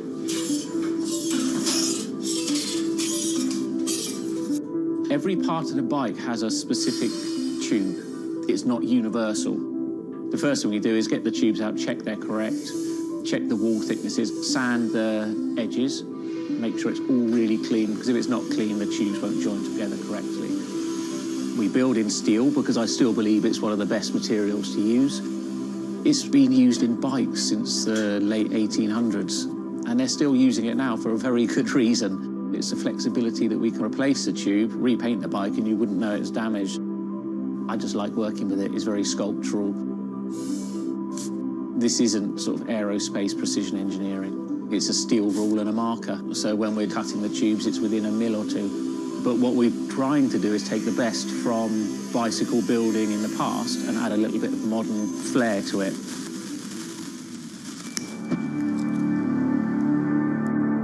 There's various techniques for building bicycles. We do a thing called fillet brazing, where you connect the pipe together. We use a bronze rod and a flame. We heat the tubes up to the same temperature and we fill the joint with bronze. And it gives a very, very sort of fluid, lovely, sort of quite sculptural feel. You've got to practice. You've got to be able to judge material temperatures. You've got to just look at it and you just get a feel for it. It's a stage where your tubes start to look a bit like a bicycle. My father's a jeweller. He'd make sort of very pretty things, which are lovely, but for me, they don't really have any function. What I love about bicycles, you can start on a Monday with a box of tubes, you can be riding it by the weekend, and it can last you for the rest of your life.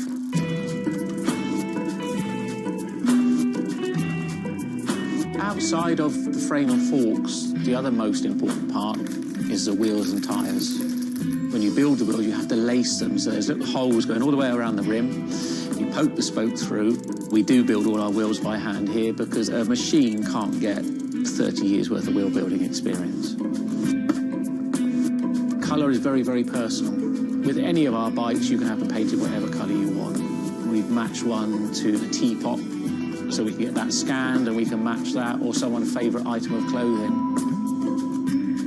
I like to let the bike sit for 4 or 5 days minimum, just so the paint can have time to cure a little bit, and then we assemble it. We get out all the new components, and it's a case of putting them together. Some bikes you can assemble in 3 hours, some will take 3 days. And we've built bikes that cost in the £10,000 plus mark. Some people, they're saving up and this is their bike and they're going to own it for the rest of their lives. So we just want to make sure they get the right thing.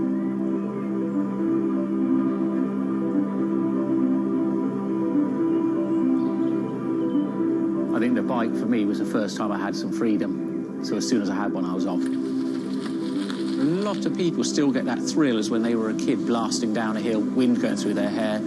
It's fun. Everyone has their favourite jacket or something that just makes them feel good. If you've got a bike that fits well, you actually feel part of it. Building bicycles as a creative outlet is fantastic. It's not something you do because you're going to get a big paycheck at the end of the day. You do it something you have a passion for it.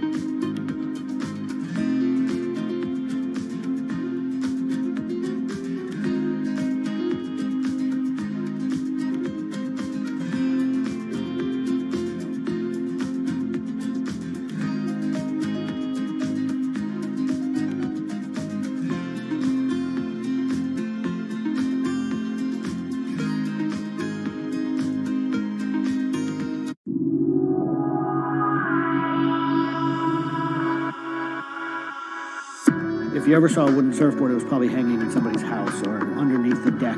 But kind of in the last 10 or 15 years, wood has made a big comeback. They surf wonderfully. It's beautiful and it feels great to be on one of them.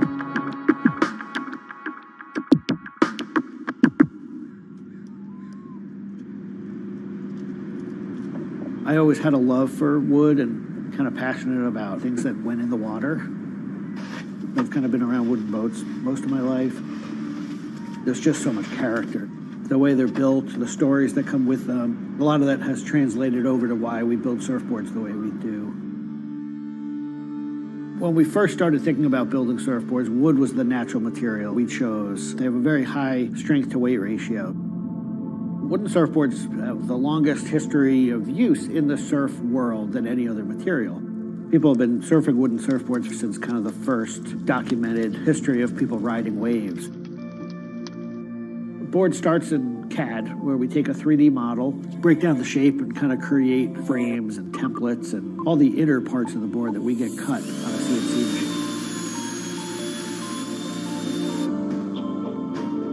We take those frames and we just pop them out, assemble the frame into kind of a skeleton. We go out to our lumber shed, pick a bunch of cedar, and bring them into our mill shop, put glue along the edges, clamp it all together into a panel. Everything's book matched, you have symmetry in the colors and texture of the wood. Cut your outline. take our assembled frame, gently put it down right on top of the plank.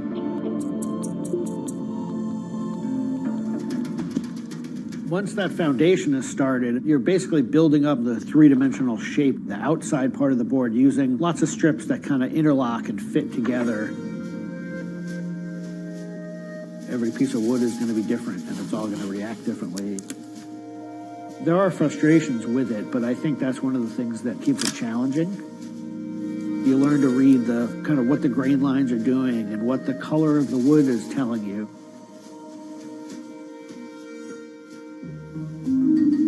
Once those rails are cleaned up, we put our top planks on. It's a little bit like putting a lid on a box. It's like, this is it. Whatever's inside that board is staying inside that board. And by tensioning some rope, you can clamp the two together. It's like a time capsule.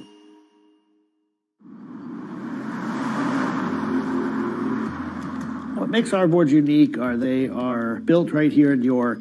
They're built using material that grows right here in the state of Maine. They're built 100% by hand by local craftspeople and surfers. There's a lot of time that goes into these boards, between 40 and 60 hours start to finish. We wanted to build surfboards that were as hollow as they could be, but still be strong enough to work well. Too light and they don't surf well, but too heavy and they don't surf well. So there's a balance point there, and that's where we try to be. Taking the board off the rocker table, once the top has gone on, that is by far one of my top favorite parts. It's just you and a shaping stand, a board, and a hand plane. Everything else is out of your view. It's simple, it's pleasurable, it's quiet. You can be with your thoughts and you can just kind of be present. There's something about taking a nice sharp edge tool to a beautiful piece of wood and feeling the curls coming off and knowing that every pass that you're making, you're kind of getting it closer and closer to what you have in mind.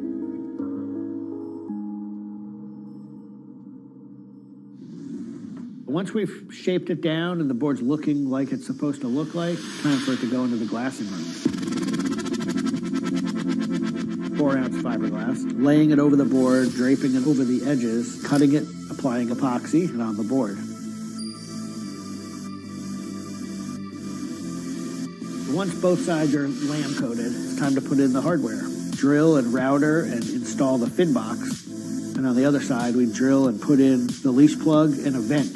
There's a lot of air just naturally inside the board, and that air wants to expand and contract with temperature changes. And that vent has a little piece of Gore-Tex fabric in it, and it allows air to kind of breathe both ways, but it doesn't allow water to get in. Once all that hardware is put in, it goes back into the glassing room. We brush a nice, beautiful, thick coat of epoxy over the whole surface, and that we call a gloss coat. That's supposed to look beautiful and glossy and shiny and flawless.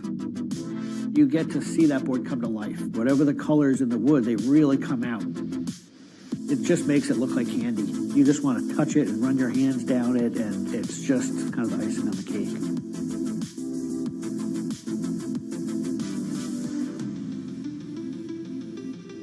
Once everything is hard, we put it into what we call the oven, get that epoxy to cure, really kind of bake it, and just get it to harden. Put in the fin, screw in the vent, and ship it out. We just love the idea of building something that's sustainable and long-lasting and made by hand. Kind of gives you a deeper connection to the product over something you might buy on a shelf.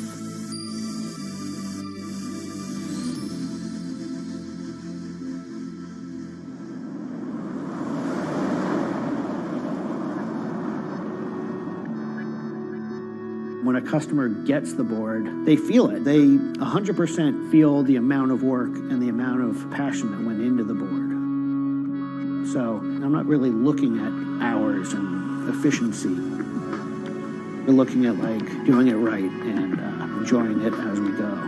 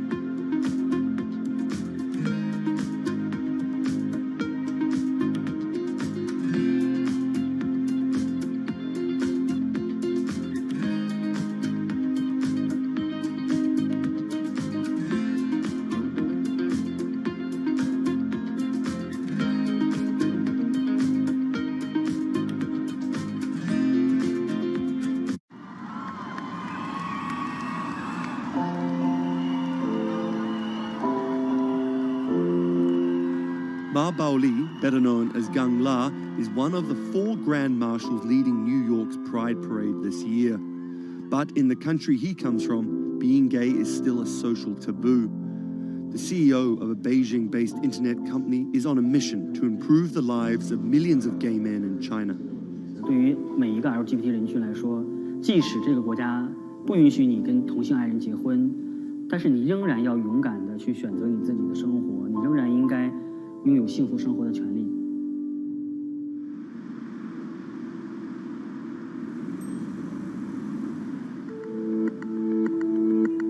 Ma's company Blue City runs an app and a website specifically for gay men. Blued is one of the biggest gay social networking apps in the world, with an estimated 30 million registered users. Unlike most other apps, Blued is more than just dating or hookups. 大家可以在我们这个软件里面找他自己的情感，然后可以阅读相关的内容，然后可以进行一些娱乐，比如玩游戏啊，比如看直播啊等等。Back in 2000, when Ma studied at a police school in northern China, he realized he didn't feel like everyone else. 因为他们都找女朋友，然后谈恋爱，但是我对长得好看的同性的男生，我反而觉得对我更有吸引力。所以那个时候我就到互联网上去找这样的一些资料，然后希望能够告诉我自己，我到底是谁。互联网上所有的信息都是负面的，都是错的，就是说同性恋要电击疗法，要被治疗，然后要吃药等等。After visiting some foreign websites with different attitudes to homosexuality, Ma created his own site for a Chinese audience, encouraging people that 他们也是正常的，他们不用自卑，然后也不用自杀。Even though attitudes towards homosexuals are slowly changing in China, it's still a social stigma. The virtual world of Blued, where members can be open about their sexuality, is for most a striking contrast to their real lives. This is live streaming, a function added to Blued in late 2015, right as the internet craze was starting to take off in China. Many self-made stars like Jin make decent amounts of money by receiving audiences' virtual currencies and gifts. 我们不是彼此的初恋，初恋这种事儿多不靠谱啊。For Kyle and Klaus, a couple who have come out, live streaming on Blued means something different. 其实我经常会收到很多粉丝的一些互动的留言，就是类似就是说你们让我们看到了同志情侣之间的一些希望啊，我看到这样的留言我是很欣慰。The government's rules for acceptable content online may shift quickly in China, with LGBT material in a grey area. Many companies feel the chill of the recent internet crackdown, but Blue City still runs as usual. Ma has won the Chinese government's trust by helping with HIV prevention among gay men. A third of the company's staff are dedicated to screening pornographic and politically sensitive content. 我不太多的愿意去对抗，我更多的愿意去对话，去改变他们的想法。我觉得这个可能在中国来说是更有效的。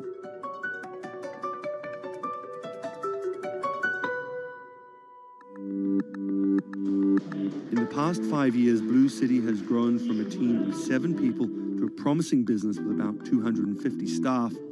Ma said the company earned over $15 million last year, mainly through advertising and selling virtual currencies to live streaming audiences. Now the company is expanding overseas. 我希望吧，通过我们的努力，Blue能够成为全球第一家在美国纳斯达克或者是纽交所上市的这样的同志互联网公司。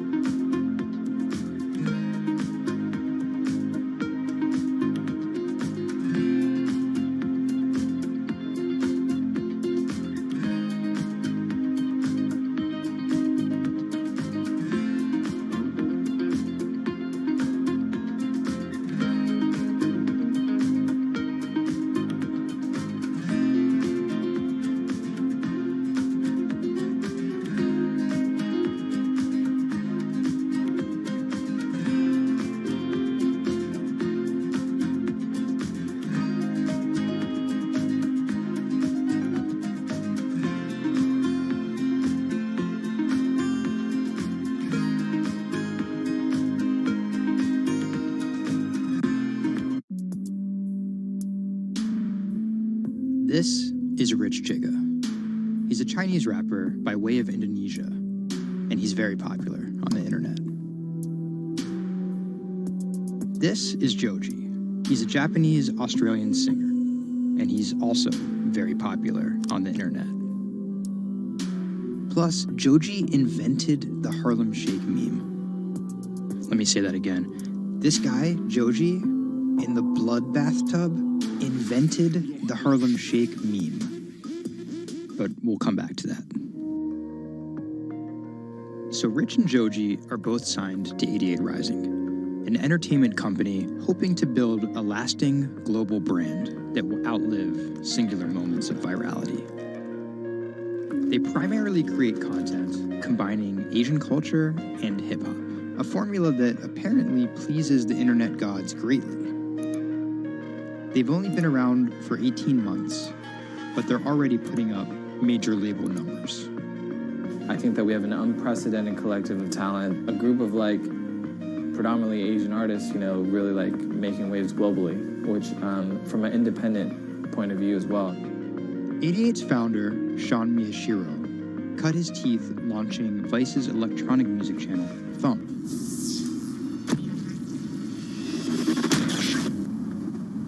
But quickly, Sean became interested in life beyond dance music. I knew that after launching a whole content platform that I have kind of the ability and the know-how to do it again, but for what was the question? So Sean moved to the Bronx to start over and figure it out. He couldn't afford an office space, so he worked out of his car at the top of a grimy parking garage.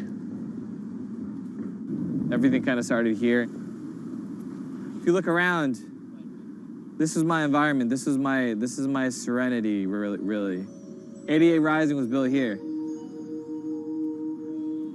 Built on the grounds of LA Fitness, residence in a parking garage. I was living in the Bronx. I'm just damn, where the hell do I go? So I just come up here and I I just kind of figure things out every single day. Being okay, what the hell is this thing?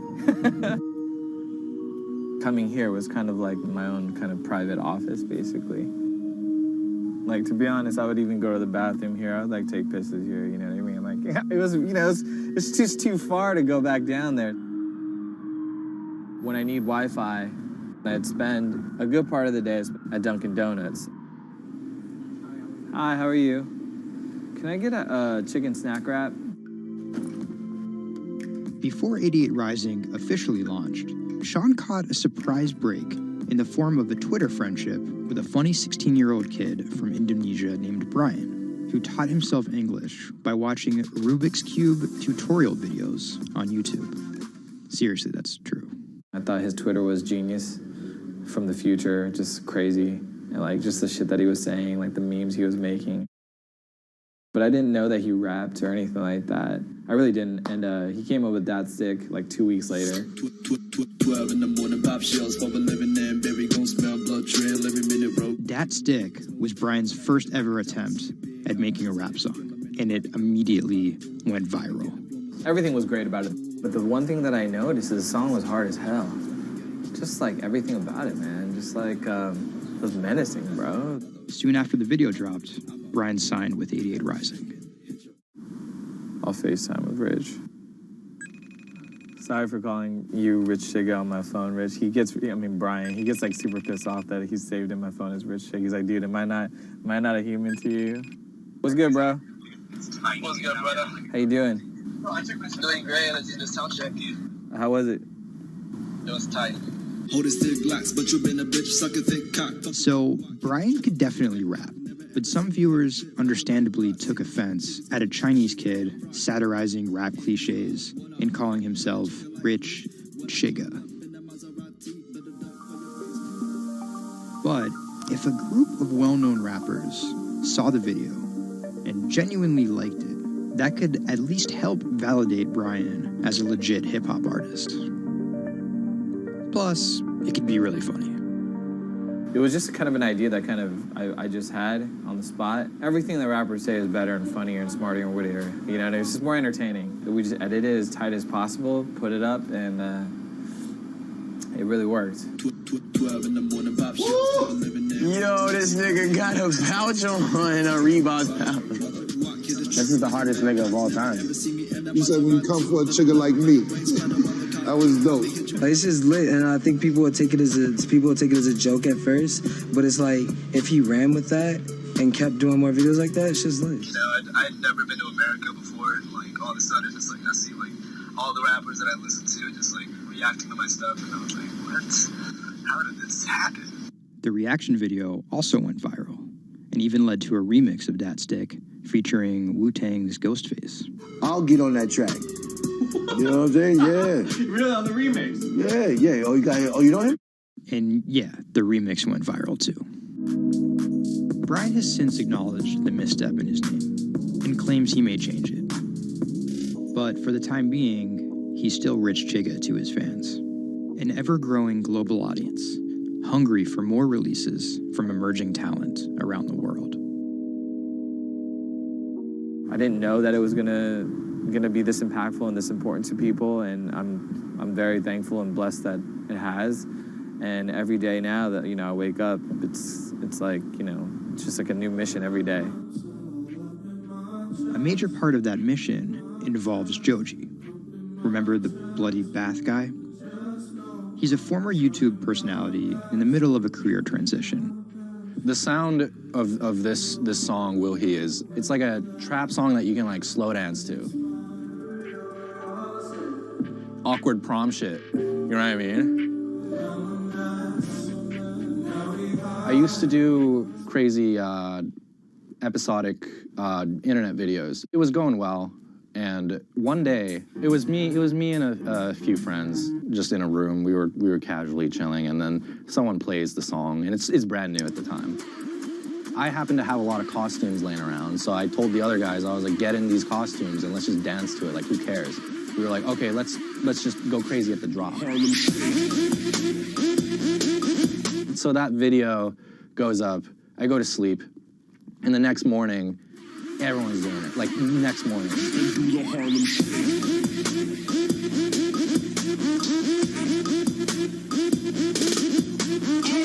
That taught me a lot about the internet, how people want to just be a part of something. And from that point on, something changed, and I was a little better at understanding demographics and people and, what they want to see and what they want to hear.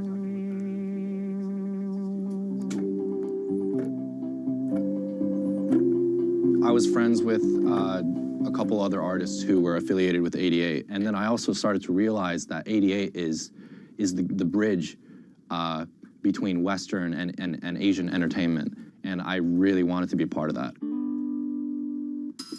Joji just released the In Tongues EP, his first project as a serious artist.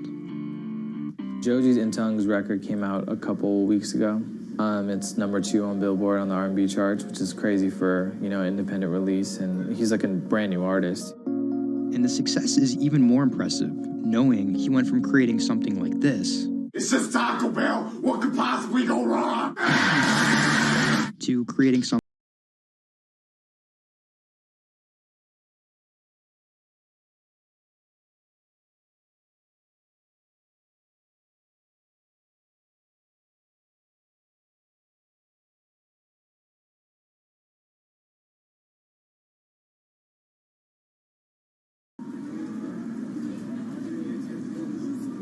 Tonight, Rich Chigga has a show in New York City.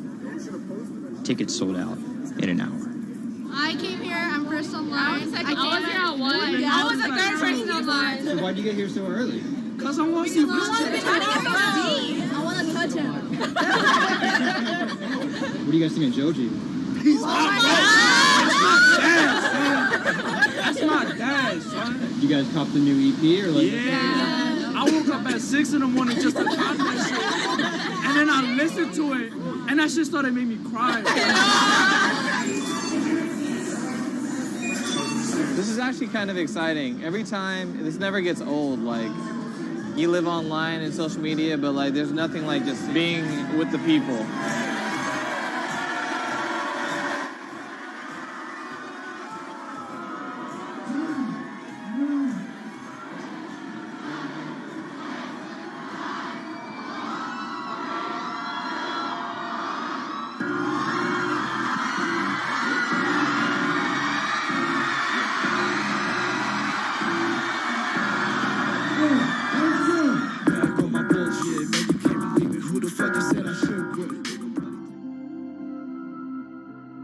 More often than not, viral success happens by accident.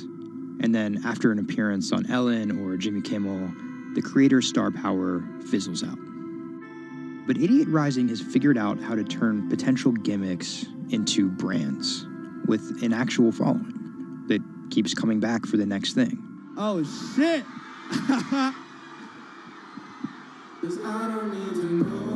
So keep an eye out for Idiot's next move.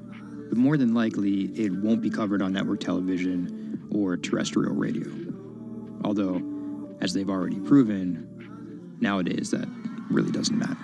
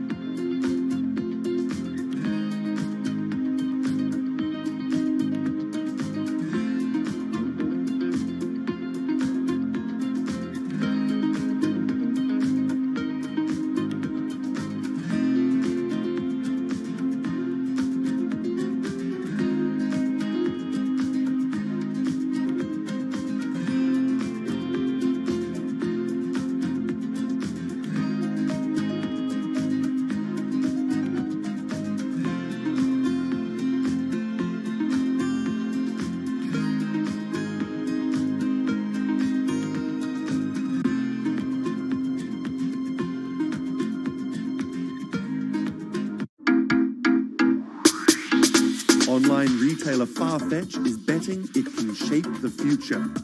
This is its concept store showcasing the latest in retail tech. How do you capture all of that fantastic information that you gather in store with customers, touch and feel products?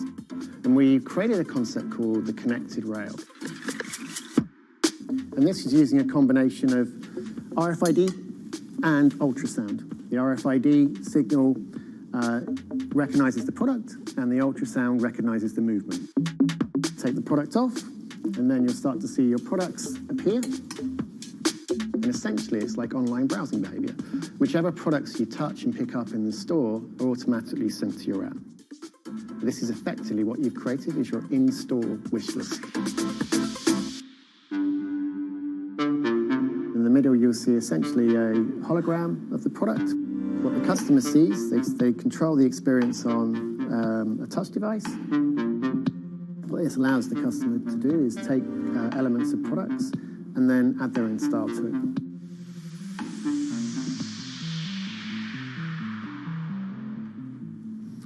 Right, so this is the connected mirror. So in this example, I see my products. I select a coat, and that's tried it, and it's slightly too big for me. So what I can do is choose an alternative size and send a request to the sales associate, and they'll bring that size to me in the fitting room mirror. You'll also see that we've got some product recommendations here. Crucially, the sales associate's able to push items into the mirror from their device. If you wanted to, you could simply use the mirror and pay and go. Your items would then be packed and dispatched to you afterwards.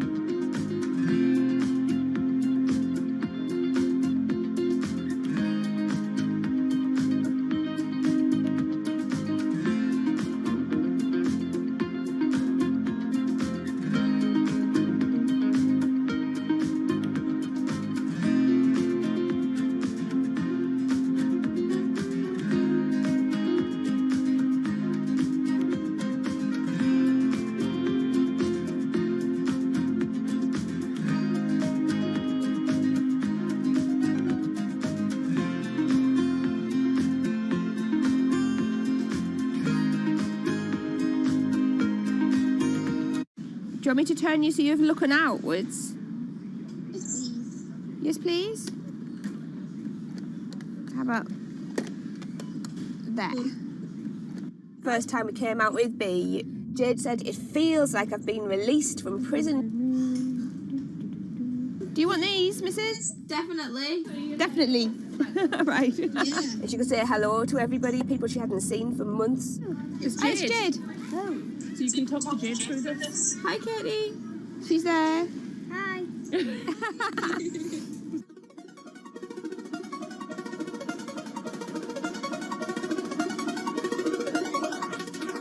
Every time anyone's seen her, they want to know why she's there. And it's kind of the opposite of when you're in a wheelchair and people see you and they kind of go, oh, should I look? I don't know what the right protocol is. When there's a tiny robot with its bright little eyes going around just looking happy everywhere, it really opens you up for conversation. You've got some friends here, look. Hiya. When I saw her for the first time, I remember thinking, this is going to change things. This is one of those points where if this was a book, this would be the cliffhanger.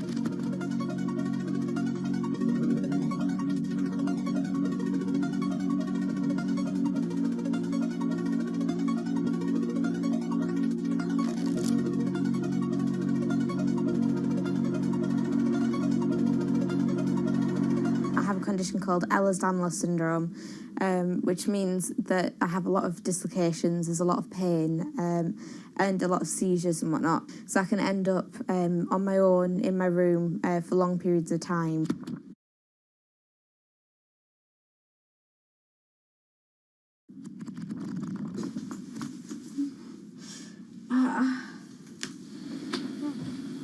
Yeah, my love. A lot of the time, with a condition like my own, of course there's the pain, and the pain is bad, and the dislocations are bad, and the seizures and being in paralysis and never knowing whether you're going to be able to wake up properly tomorrow, that's bad. But what's worse still is being able to count the number of people you see a day on one hand. Are you ready? Sure am. I'm just hoping the connection's going to stay. Yeah, me too. Alright, here we go. When you're used to just the same little metre by metre and a half window every day, and you've been there for months, being able to just see the sky from somewhere else, or the tops of trees, or a sign, is incredible. Or being able to have that kind of chat in the car that most people would probably take for granted. I'm going to go past Grandma and Grandad so you can give them a wave. Now, if Jade is particularly seizure-y, she can still take part. And that's brilliant, really, because before she would just be left in a bed or in the house with just her carers. It's quite a small world, that. Right, so there's one of them. Here, this costume I'm busy making at the moment. When I'm not on bed rest and I'm not just wearing pyjamas all the time, I enjoy being able to dress as different characters and go to Comic Cons and that kind of thing, because it just lets me show a different side of myself, and it's a bit of fun. If you can't go out that often, you've got to enjoy it when you do. Was that? Good. It's one of those weird things where I want to not have to use B because I want to be well enough to be able to go to those places myself. Like, it really makes a big difference to me to be able to go into school. But the thing is, with my condition fluctuating all of the time, I can't go into school reliably.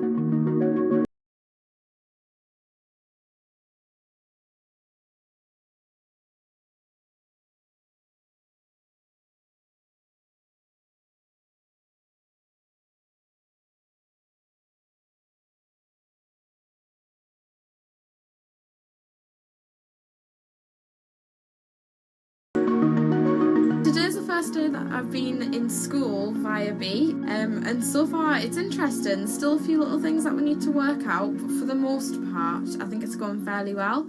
And it's brilliant because I can really tell the difference between today and yesterday. How yesterday I forced myself to go into school when I wasn't very well, and I was really tired afterwards and ended up having loads of seizures, whereas today I've been able to do all of the work. I've been able to keep a clear head and not be ill, which means I'm able to be more focused on my schoolwork. So there is my first step of working, is to simplify root 8. The algebra test is next week. Now I'm trying to make friendships which I'll be able to maintain with B. Before that, I've ended up letting people down quite often. B gives me hope, yeah. She's just always there, and if I can't do something, she can. And if I need sort of assistance to be able to make commitments, then she's there, and she means that I feel like a more valuable person because I'm more reliable.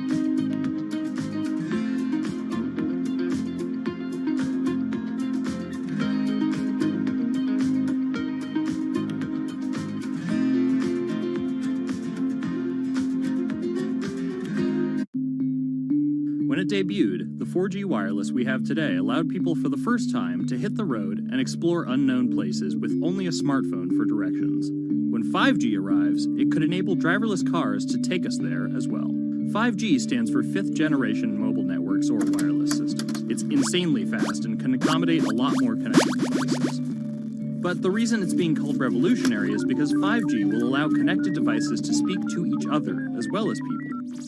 Right now we're living in a world where really it's a one-way experience. That's Bloomberg tech reporter Ian King. The network talks to your phone, you look at your phone and access data, then you send something back to the network. What we're being told about 5G is that really for the first time we're going to see machines communicating with each other over mobile networks in a meaningful way.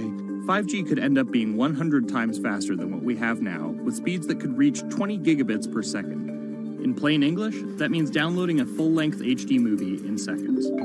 5G will also increase total bandwidth, which we will need in order to accommodate the growing Internet of Things.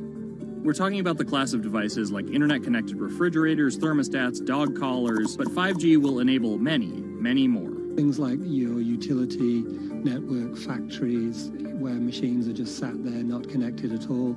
Suddenly they're all going to be connected. Suddenly we're going to be able to have real-time monitoring. Other things like cars, like utility poles, like your light, the light poles. But perhaps the biggest advance will be a huge reduction in communication lag time, known as latency.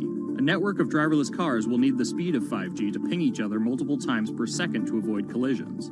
Near instantaneous data transfers could allow doctors to perform surgery remotely with a robotic scalpel. So how will all this work? First, you need to improve network density. And that's just a fancy word for saying you put more towers out there. What we're being told is that's not actually the case with 5G. The idea is 5G will not only use the existing mobile spectrum, but also tap into higher frequencies called millimeter waves. Millimeter waves can carry more data, but only travel short distances. This may mean you'll see a lot more of these base stations around town. And the new towers may have as many as 100 antenna ports, compared to about a dozen on 4G cell towers. So when will we get 5G? Getting 5G ready is expected to cost providers $275 billion over 7 years in the US alone. Look for the first 5G service to pop up in big cities sometime in 2019.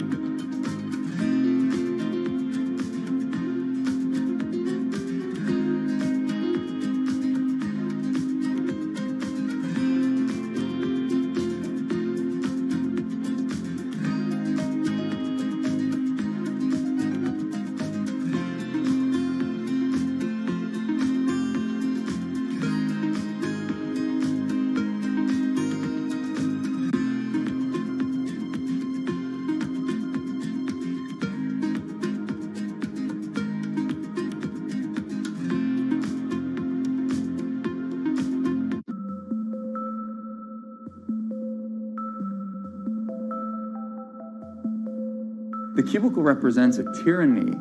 It confines your imagination, your thoughts, into a small physical area. Imagine pretty much every software engineer or finance person being able to, disconnect from their desk and look at holographic monitors on a beach and doing their work from there. That's not going to be science fiction. It's the modern office place. Silicon Valley is all about building the future. A startup called Meta thinks it's getting there first, thanks to a big bet that it's made on augmented reality. How are you? Good, thank you. Welcome to Meta. Thank you. Call it a 360-degree office where you can spatialize your thoughts as part of your workflow for education, architecture, design, engineering, etc. People often mix up augmented reality with virtual reality. VR totally blocks your ability to see or hear the real world. AR overlays holograms onto what you already see. Meta has tried to make its version of the workspace feel familiar. You grab the hologram instead of using a controller or a mouse, and your brain already knows how to do it. In other words, we've designed an operating system that humanity has always known how to use. So you can see this eyeball, which is, by the way, photorealistic. You can see my hand is occluding the eyeball, and now the eyeball is occluding my hand, right? You see those two circles? They get small, and then they turn into this glowing white ball, and then I can move my hand around supernaturally. I can do this with two hands and rotate the thing. I can stretch it. I can throw it back right into the shelving system, and that's all you have to learn to become a modern worker. And to prove this, the employees at Meta have started to get rid of their computer monitors, trading them in for Meta's augmented reality headsets. Mayron thinks that in less than a decade, we'll all be just wearing strips of glass that can project holograms.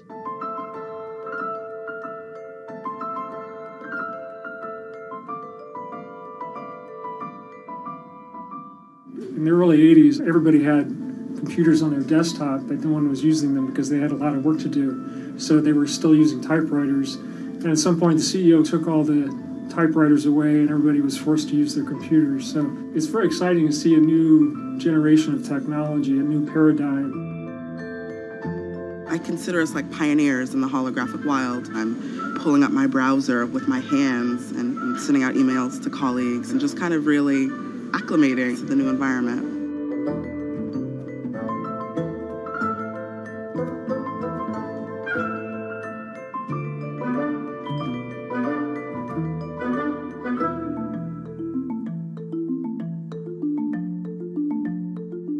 Now you're putting on my computer, essentially.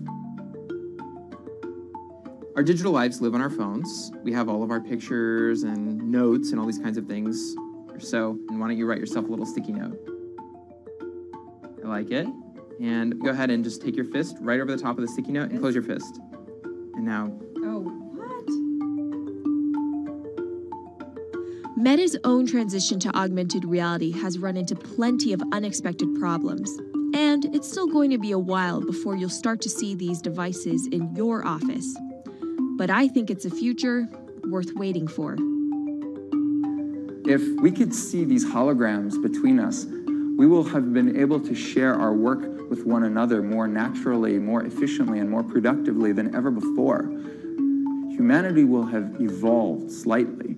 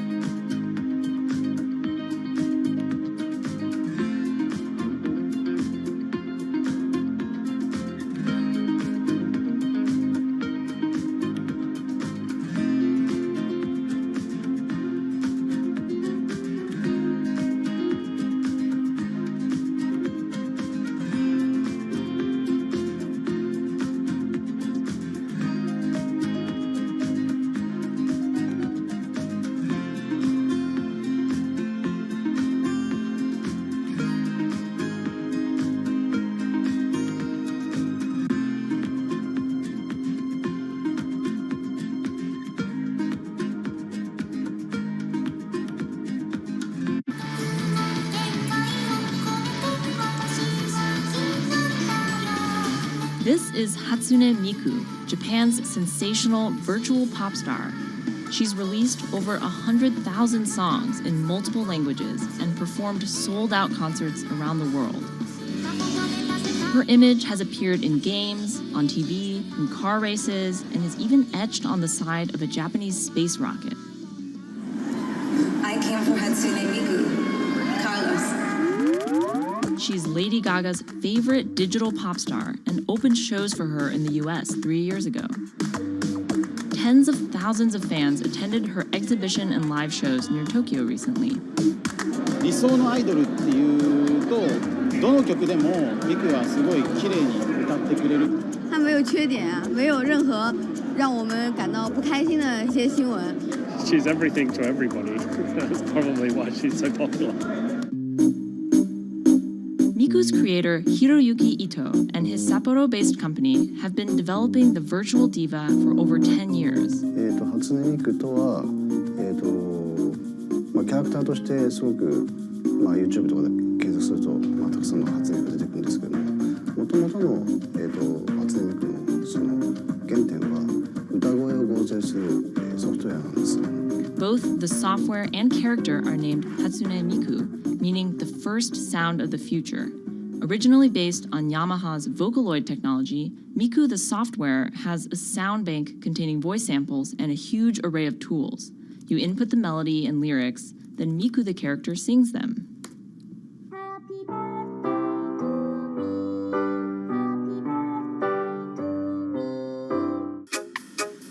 To date, Krypton has sold 120,000 software licenses at $200 each to fans around the world who use it to create numerous songs and share them online.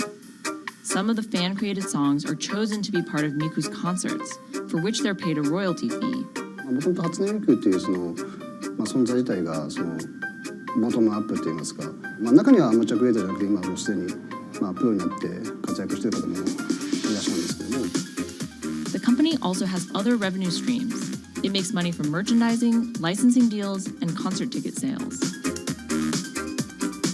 According to the real-life musicians who perform with Hatsune Miku, the virtual pop star is interesting and surprising. 今年で3年ぐらい、ちょうど3年ぐらいやってきて、ライブも数十本、数百本やったと。そういうことが演奏によって起こせるためのそういう器みたいな感じになってきて。初音ミクらしさって僕はあんまりない。初音ミクって何だってあり。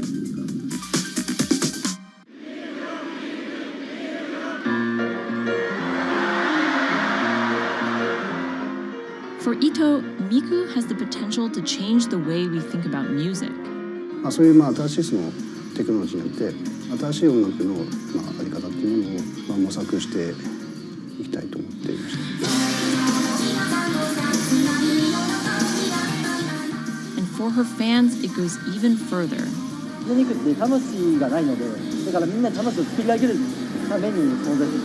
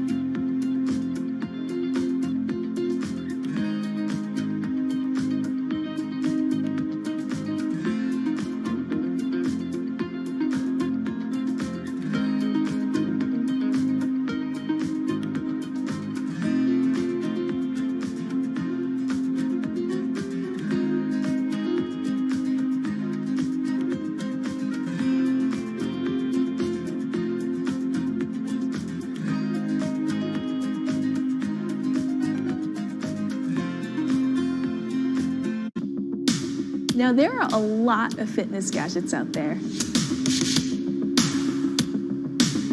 In my quest to get fit, I tested 17 of them over the last few months. At least one personal trainer I know was a little bit skeptical. Yeah, I've been watching these new technologies come to the market for almost as long as I've been a personal trainer. They're just tricks and tropes. They're not much different than the Bowflex machines or, to be honest, the original Jane Fonda workout video. But some of these gadgets that are just coming to the market do so much more than what they used to do, just tracking your activities. Out of all of them, this chest strap was my favorite. It comes with a robot coach that points to the future, one where you might not need a human trainer at all. And it works like this. You wear the chest strap so that it can read your heart rate, and that connects to Move's free app that talks to you.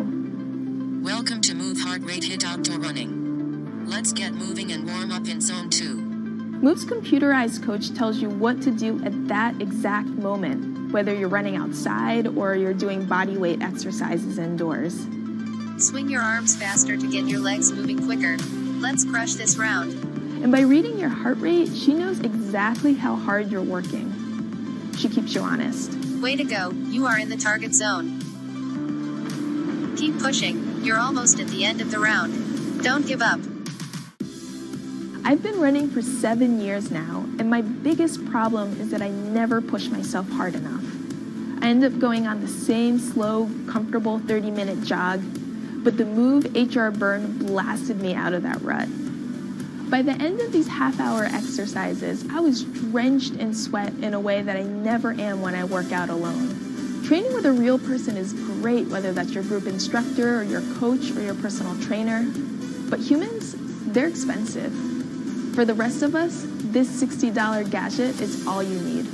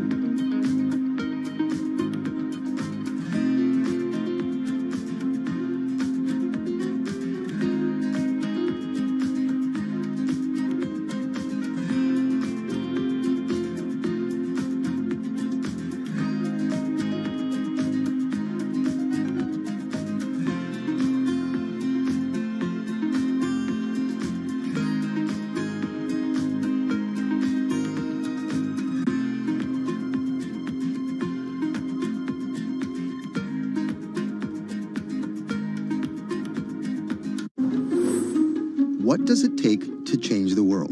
A big army?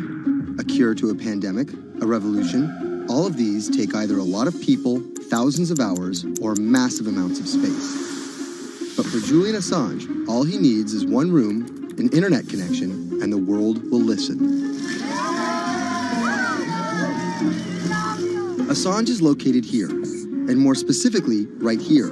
And from that location, he's posted government secrets, classified documents, and leaked emails from some of the world's most powerful people.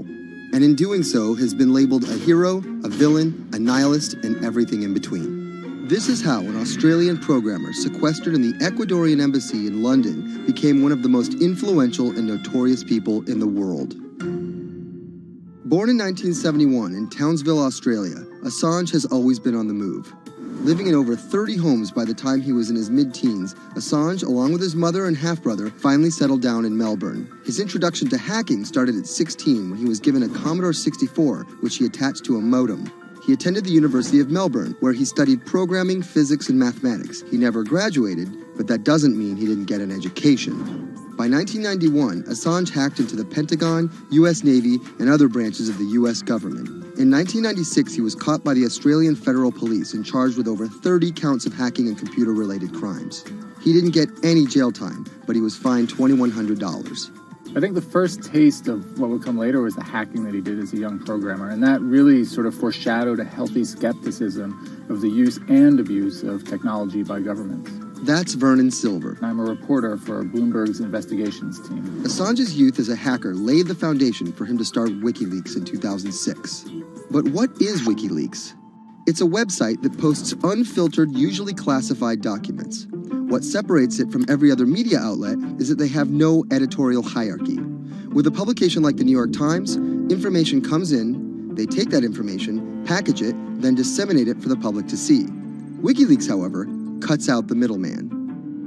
WikiLeaks gathers information, most of it given to them anonymously. So what they're doing is really very simple. They get the information in one end from who gives it to them and out the other with sometimes minimal interference. Julian Assange is the leader of that, the mastermind, the creator, and really, because he thinks of it as a journalistic enterprise, the editor-in-chief. But every story starts with a source, and Assange has some unconventional sources. Julian Assange does not hack as far as we know. He is the recipient of people who are either insiders who give him secret documents or hacked emails from a foreign power. That's Eli Lake. I am a columnist for Bloomberg. And there was no source bigger for Assange than Chelsea Manning, who used to be known as U.S. soldier Bradley Manning. In 2010, Manning provided Assange and WikiLeaks with hundreds of thousands of leaked government documents. WikiLeaks quietly began releasing the documents in February of 2010, then made big headlines in April by posting what is now known as the collateral murder video. Come on, fire! It was a vivid, graphic video. It changed the debate on the Iraq War, and importantly, it put WikiLeaks on the map when they put it online, and they couldn't be ignored at that point. And those leaks were just the beginning. They went on to post more than 90,000 leaked documents known as the Afghan war logs, 390,000 documents known as the Iraq war logs, and 250,000 private messages between diplomats called cables in what is now known as Cablegate. These leaks were met with very real ethical questions. The problem with publishing those cables was that a number of confidential sources for U.S. diplomats who faced real danger when their names were exposed.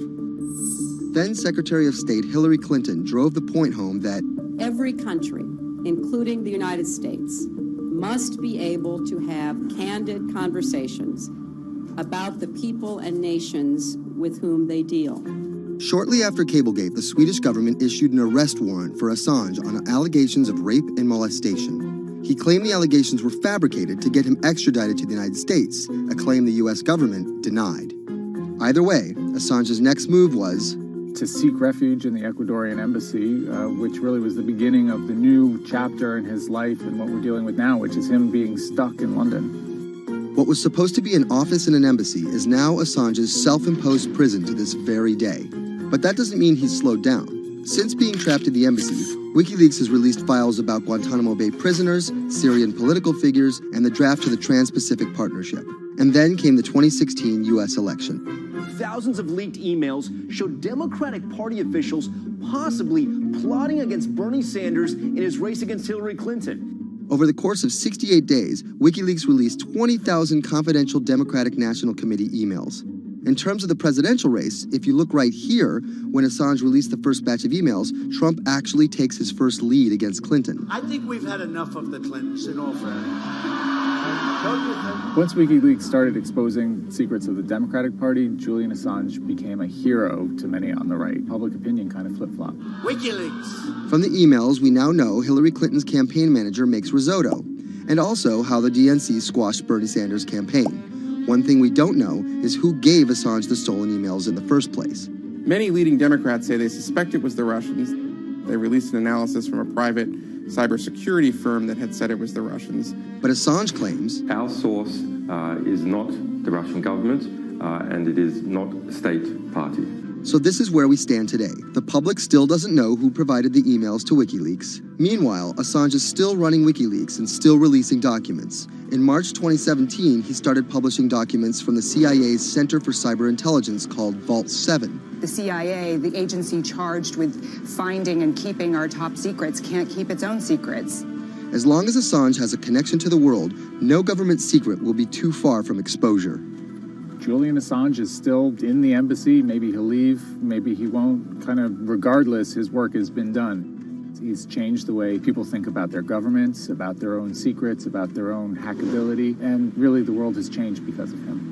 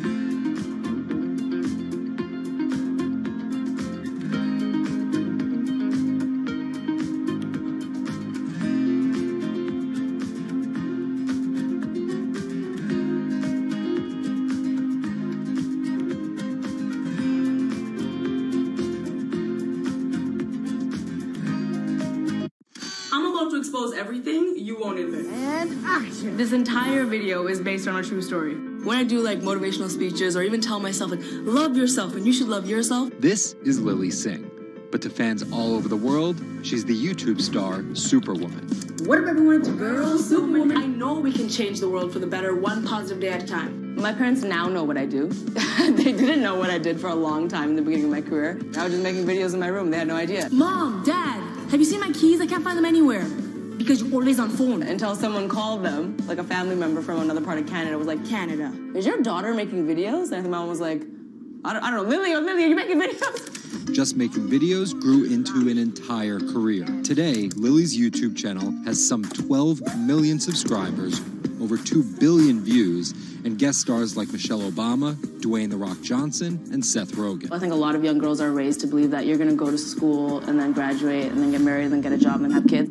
And Lily was on that path, all the way through a psychology degree at York University in Toronto. But when she started thinking about a career, I started to immensely panic and think something was wrong with me because I tried to figure out my life and it wasn't working in that straight line. It was 2010, and YouTube was only 5 years old. I thought nothing of YouTube. I was probably the last person in my circle of friends to discover YouTube. And I remember when I did, I thought, this is so strange. There's people making videos in their rooms, and other people are watching them. So she figured, why not give it a shot? I one day posted a video because I was sad, and I wanted to be creative and happy. She didn't know how to edit video or write scripts, so she winged it. It was so bad and so cringe, and my expectation was literally nothing. I was like, I'm gonna put this video up, a couple of my friends are gonna watch it, probably make fun of me, and that's gonna be the end of this. The second and third video came from, wait, 70 people watched my first one, can I get 80 to watch the next one? She kept creating, she kept posting, and the viewers kept coming.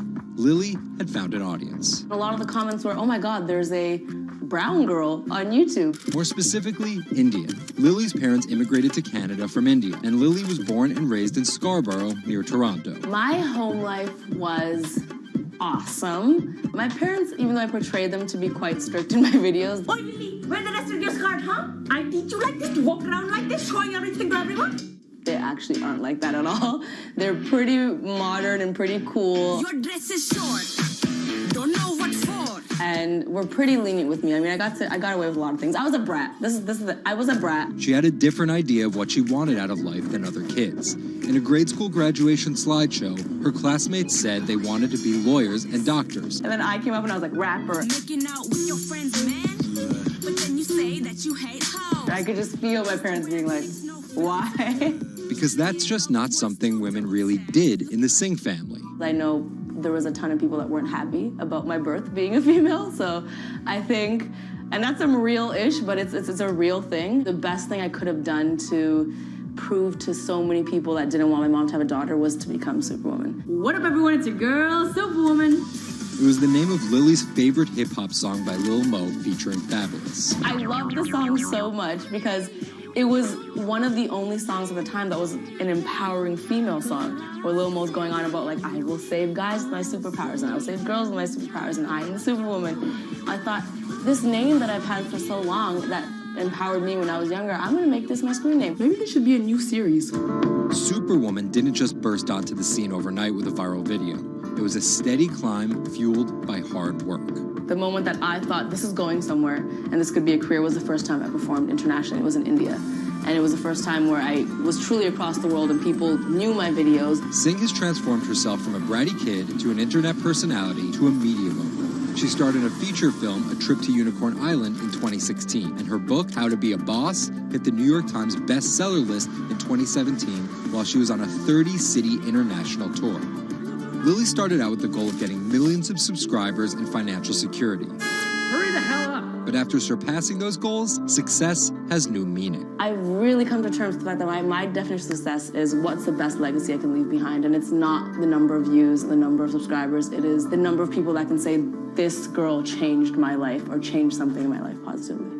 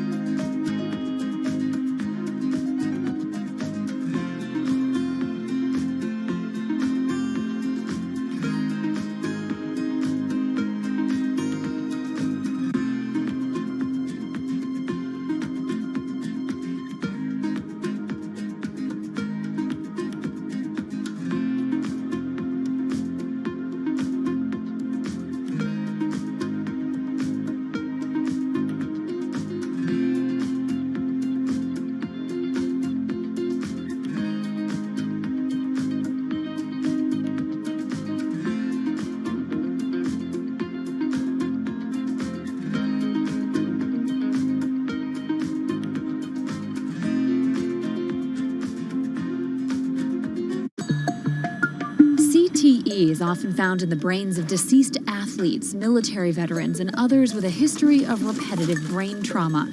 Hundreds have donated their brains to the VA Boston University Concussion Legacy Foundation Brain Bank. This is a former NFL player who died in his early 70s, and this is a veteran who also died in his early 70s. Dr. Ann McKee dissects these brains. The hippocampus and the mammillary bodies are very important for memory. I can see that they're slightly affected. McKee recently dissected the brain of former New England Patriots player Aaron Hernandez, who was convicted of murder and later committed suicide. You'll see right away that the brain is showing signs of shrinkage. You can see the crevices in the brain that you can't see in the normal. McKee says Hernandez's severe case of CTE impacted his decision-making, depression, and ability to control rage and aggression. Right now, she thinks we're underestimating how many people have CTE. We were able to distinguish between CTE and controls and CTE and Alzheimer's disease.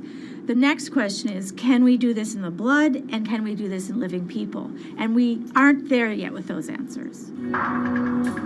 But the need for a diagnosis in the living is motivating companies such as Quanterix in Lexington, Massachusetts, to work faster on technology that could diagnose concussions and CTE in as few as 30 minutes. Kevin Rosovsky is the CEO. It's like a high-powered microscope. And so by doing that, we can see little biomarkers that you couldn't see before in the blood. Quanterix received a grant from the NFL and just went public. Since then, its stock is up more than 40%. The company sells a machine called Simoa for $175,000 to other biotechs, hospitals, and researchers. And for the first time in history, we're able to see brain health in blood, and that's a major breakthrough, and that's leading to less invasive testing, and we've already been able to see evidence of concussions, and there's the beginning evidence of being able to